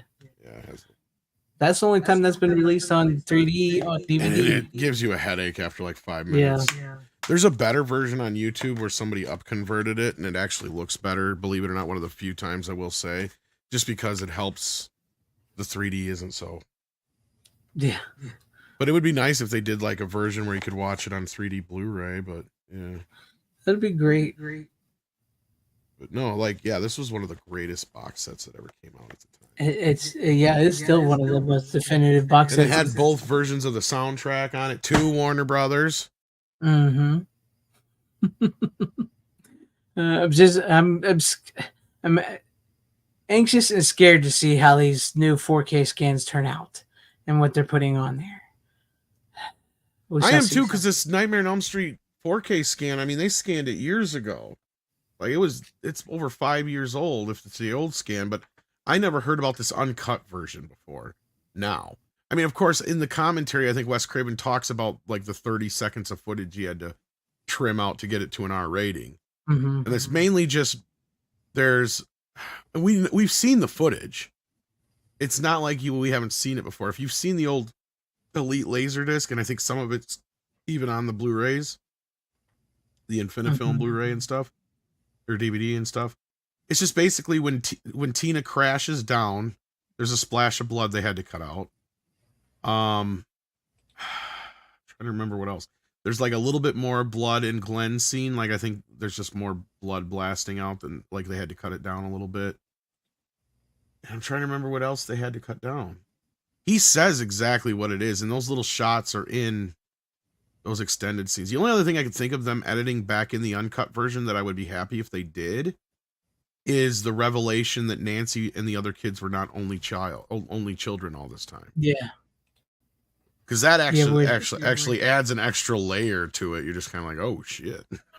It does. It makes him much more sinister and evil in it. And I do like that. I wish they would add that back in. Well, and I think he took it out because it that way it makes the parents more bloodthirsty, because you don't know if all these parents had kids before that or who lost kids or what. Because at that point, it almost justifies what the parents did, because if all these people had lost children, it wasn't just the whole town going mad. That's true. It's true. But it will be interesting. Not that any of that justifies what Freddy did. No. No, but I think that's where he gets that loophole through, and they kind of try to play it out in Freddy's Dead. We've all seen that, but like, yeah. I just always pictured it that the devil loved him because he was one of his greatest creations, so he couldn't bear to not send him back to Earth. Yeah, I get that. But I'm with you too. Ever since I got them Freddy glasses and I was going through my old Fangoria of Freddy's Dead, I've been running to watch Freddy's Dead for a while. And Freddy's Dead just has one of the best soundtracks too. I know. Inagata DeVito, honey. Well, so it's many got other like 3 Goo Goo Dolls tracks and Yeah. Iggy Pop, and it's incredible. It's great. Before the Goo Goo Dolls turned into pussies, that is. And I'll give up forever to touch you. Leave it to Deadpool to make that song good. He has riven, baby girl. Fuck. How could you let this little angel out of your sight? I know, guilty as charged. It'll never happen again. It better not. It's great. It's so good. But yeah, Mary Poppins was like my favorite. It was great. Dog pool. It was good. All right, kids, we drug it out long enough. Yeah, we drug it out. I may have to end up watching some Freddy again this weekend. I know, I've been hankering for it. I've been trying to hold out for Rick's box, but I don't know if when's he's gonna get to me. So yeah, I actually haven't watched 4 and 5 in a very, very long time. I've watched. Well, I think if I remember, did I bring it on when I watched part 1 and 2 or 3 not that long ago? I think I did. I know I brought mine on when I watched 1, 2, 3, and New Nightmare. See, yeah, because I stopped at 3 and I didn't pick back up. I had to finish 4, 5, and so on. I was probably going to do that anyway, but I don't remember if I brought them on before or not. I couldn't remember. I think you brought it on maybe once 4, but I know I brought mine on. But I haven't seen like 4 or 5, or Freddy's Dead for that matter, in quite a few years. Yeah, same here. Yeah, so, maybe it's been a couple of years. I used to watch them every August, September. It was kind of a thing. And then Thanksgiving, we used to have this thing where, because it would always seem to work out that the video would come out around a certain time that we'd get together, because every year, we'd get a new Nightmare on Elm Street movie. So from time part 3 came out onwards, like it was like this thing with me and my cousins where every Thanksgiving we'd get together and have a Nightmare on Elm Street marathon, because the parents would go out. Basically, the way the world used to work, kids, back then, before Black Friday, is you would have Thanksgiving. As soon as football was over, the parents would all go out to like the bar and shit. And the kids would just all hang out together at home, and like the older kids would watch the younger kids. That's kind of what it was. So then, of course, my older cousins would let us watch shit like Nightmare on Elm Street. I mean, we watched other stuff before that, but then it just kind of became the thing, right? Because there were so many Nightmare on Elm Street movies, and every year there'd be the new one, and I'd happen to have it. So it'd be like, well, this year we'd watch all the first 4. Well, then the next year I had part 5, and the next year I had, a couple of years later, Freddy's Dead. And that was about the last time we did it, was when Freddy's Dead came out. Because these were the same cousins that pissed me off because I wanted to go see Bill and Ted in the theater, but my parents said I had to wait for them because they were coming that weekend, and it was up to them if we went to see it or not. And they had already seen it, and they didn't like it, so I didn't get to go. And I still hold a grudge. I don't blame you. I don't blame you.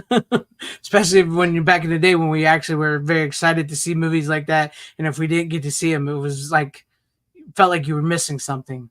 Nowadays, because we knew it was going to be another 6-7 months before the fucker come out on video. Exactly. Nowadays, it's like you go see, I don't need to go see it in theaters. It'll be out in about a week. So back then, it meant something to see a movie.